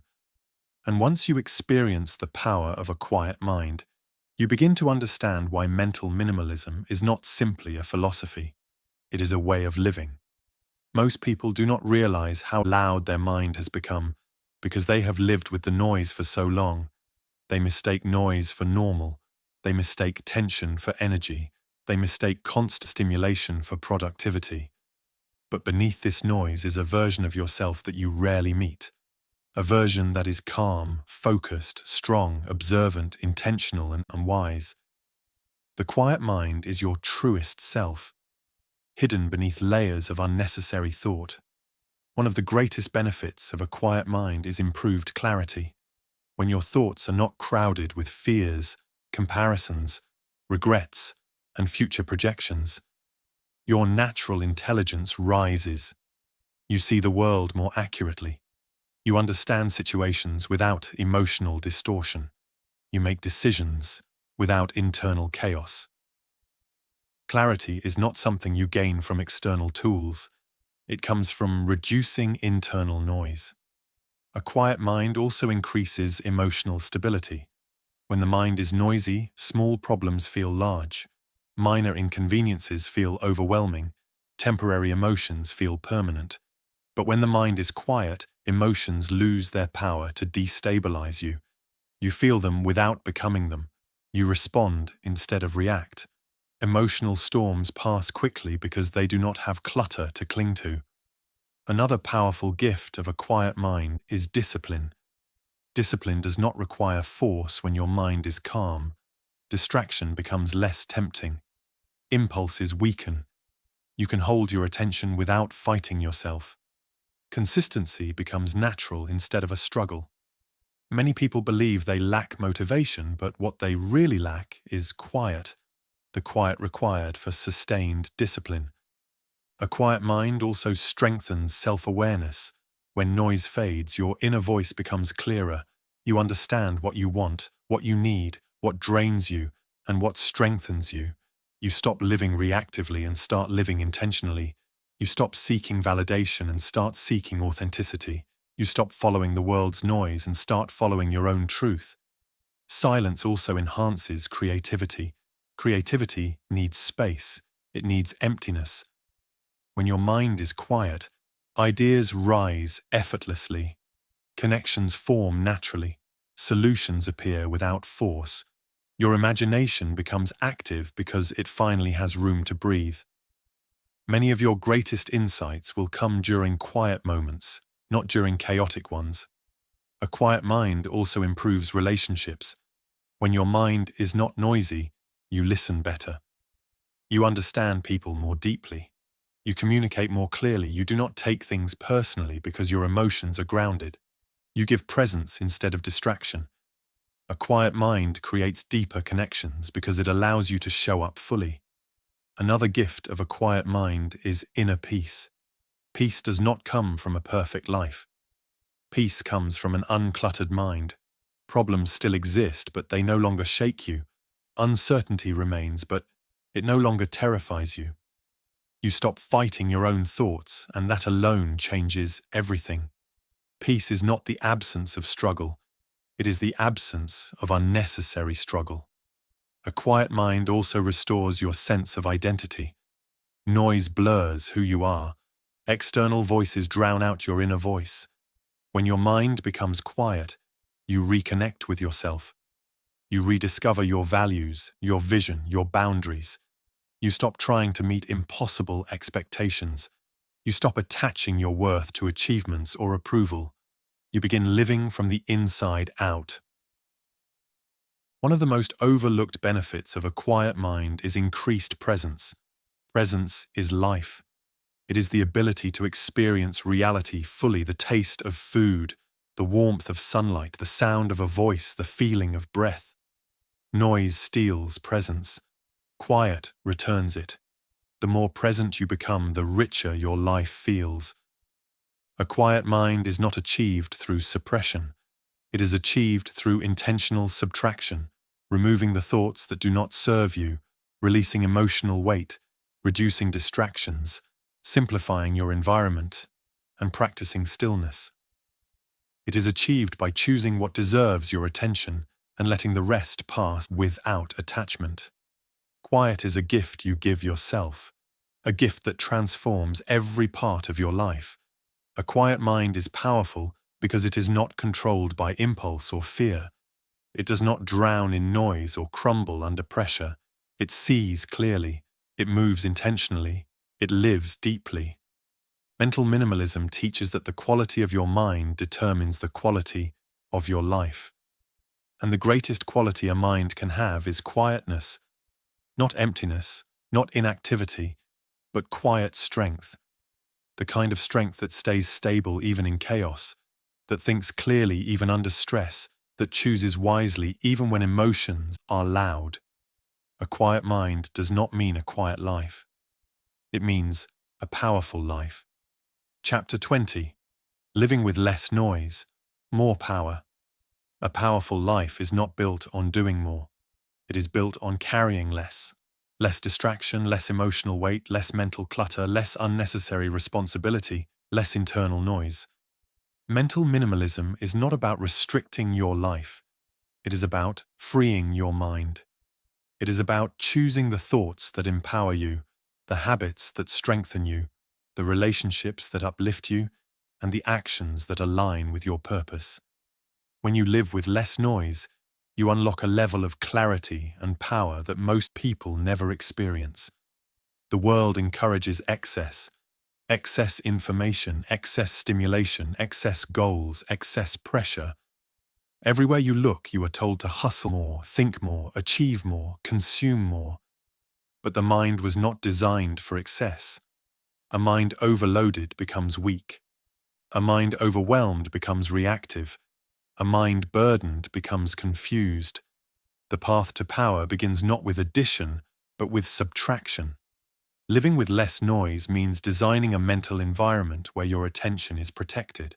Attention is the foundation of your existence. Whatever you give your attention to grows.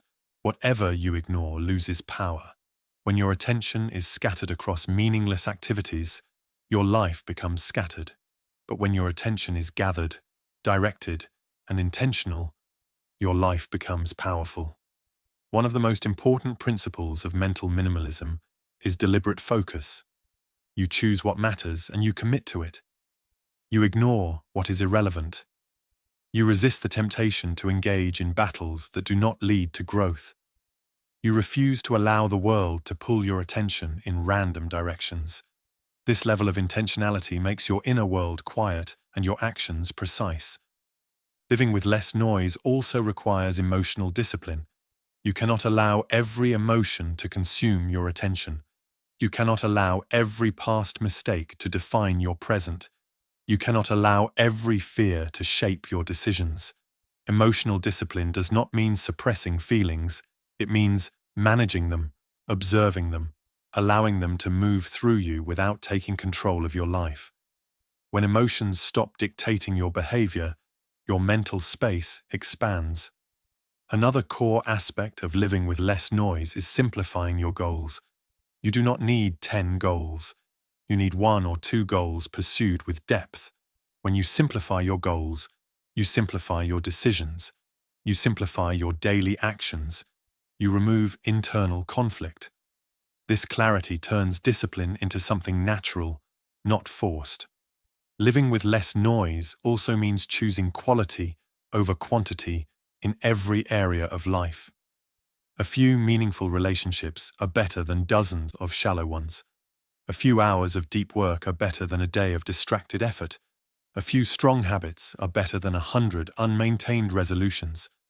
Minimalism teaches that strength grows in simplicity. But living with less noise does not mean living with less ambition. In fact, minimalism makes ambition stronger. When your mind is clear, your path becomes visible. When your attention is free, your progress accelerates. Noise does not help you achieve more. It prevents you from achieving what matters. A quiet mind does not shrink ambition, it sharpens it. Another key part of this lifestyle is being intentional with your physical environment. When your surroundings are clean and simple, your mind becomes lighter. When your digital life is organized, your mental life becomes stable. When your daily routine is structured, your thoughts become orderly. Simplicity externally creates simplicity internally. Living with less noise also means mastering the art of letting go of grudges that poison your peace, letting go of unrealistic expectations that generate pressure, letting go of people who drain your energy, letting go of thoughts that no longer serve your growth. Letting go is not loss. It is liberation.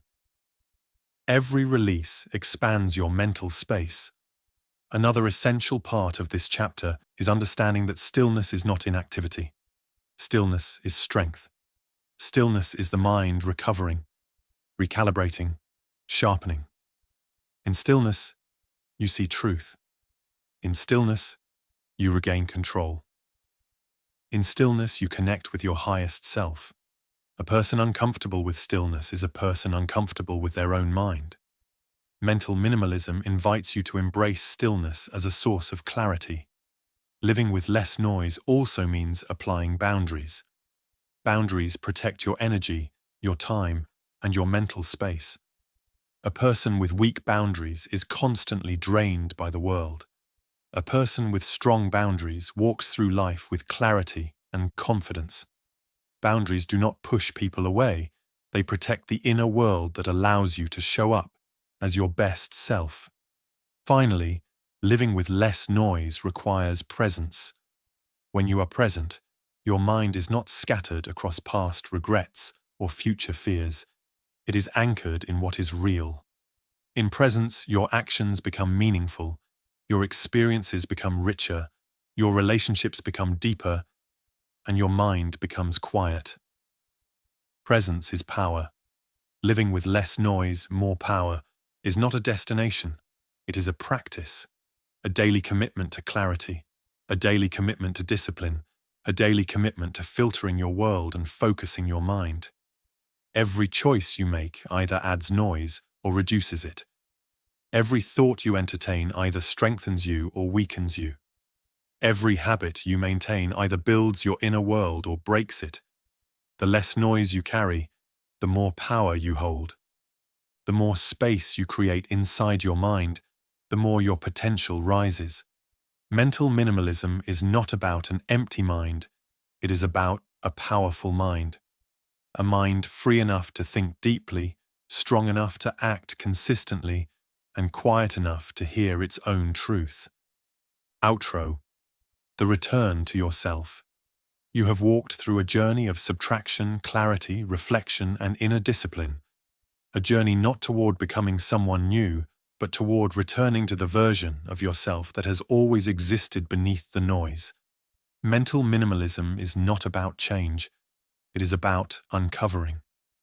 It is the process of removing everything that was never truly yours. The expectations, the fears, the comparisons, the distractions, the emotional clutter, the constant internal noise. What remains, when all of this is cleared away, is power. A quiet power. A stable power. A power that does not shout, but guides. A power that does not fight, but endures. A power that does not react, but chooses. This audiobook was never meant to fill your mind. It was meant to free it. Every chapter was designed to give you space. Space to breathe, space to think, space to feel without drowning, space to act without hesitation, space to live with intention rather than impulse. Along this journey, you learned that clarity does not come from adding more thoughts, but from removing the ones that distract you. That discipline does not come from fighting your mind, but from creating an environment where your mind does not fight you.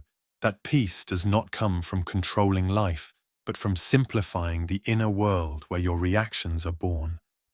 You learned the power of the pause, the moment that separates impulse from intention. You learned the value of single tasking, how depth is created one focused moment at a time. You learned how to protect your mental space, how boundaries, silence, and selective attention strengthen your inner world. You learned the simple truth that noise weakens, but clarity strengthens. And now, at the end of this audiobook, you stand with a deeper understanding of yourself. You see how mental noise has been shaping your days, pulling your attention, stealing your focus, and draining your emotional strength. But more importantly, you see how quickly your power returns when the noise is removed. This journey does not end here. Mental minimalism is a daily practice. Each morning you choose what thoughts to carry. Each conversation you choose what emotional weight to absorb. Each decision you choose whether to clutter your mind or free it. Each moment you choose whether to return to noise or return to clarity. Your mind is not a battlefield, it is a home. And you decide what enters. You decide what stays. You decide what leaves. Power is not gained in a single moment. It is built through quiet, consistent choices that protect your inner world. When life becomes loud, remember the tools you have learned. When your thoughts become heavy, return to simplicity. When you feel pulled in many directions, come back to presence. When emotions grow intense, find silence. When discipline feels difficult, reduce your internal friction.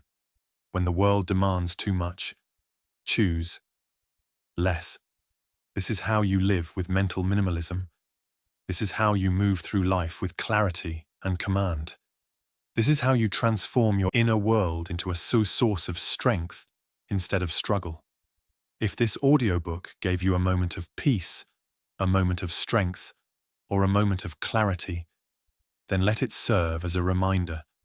Your mind is capable of extraordinary depth and power when you clear the noise around it. And as you continue your journey of growth, I invite you to subscribe to Prestige Audiobooks for more daily mindset journeys. Like, share, and comment to help this work reach those who need it. Your support allows these messages to keep spreading to every tired mind, every overwhelmed heart, every person longing for clarity. Discipline is powerful. Focus is powerful. But a quiet mind? That is where your true power lives. The noise fades here. The clarity remains.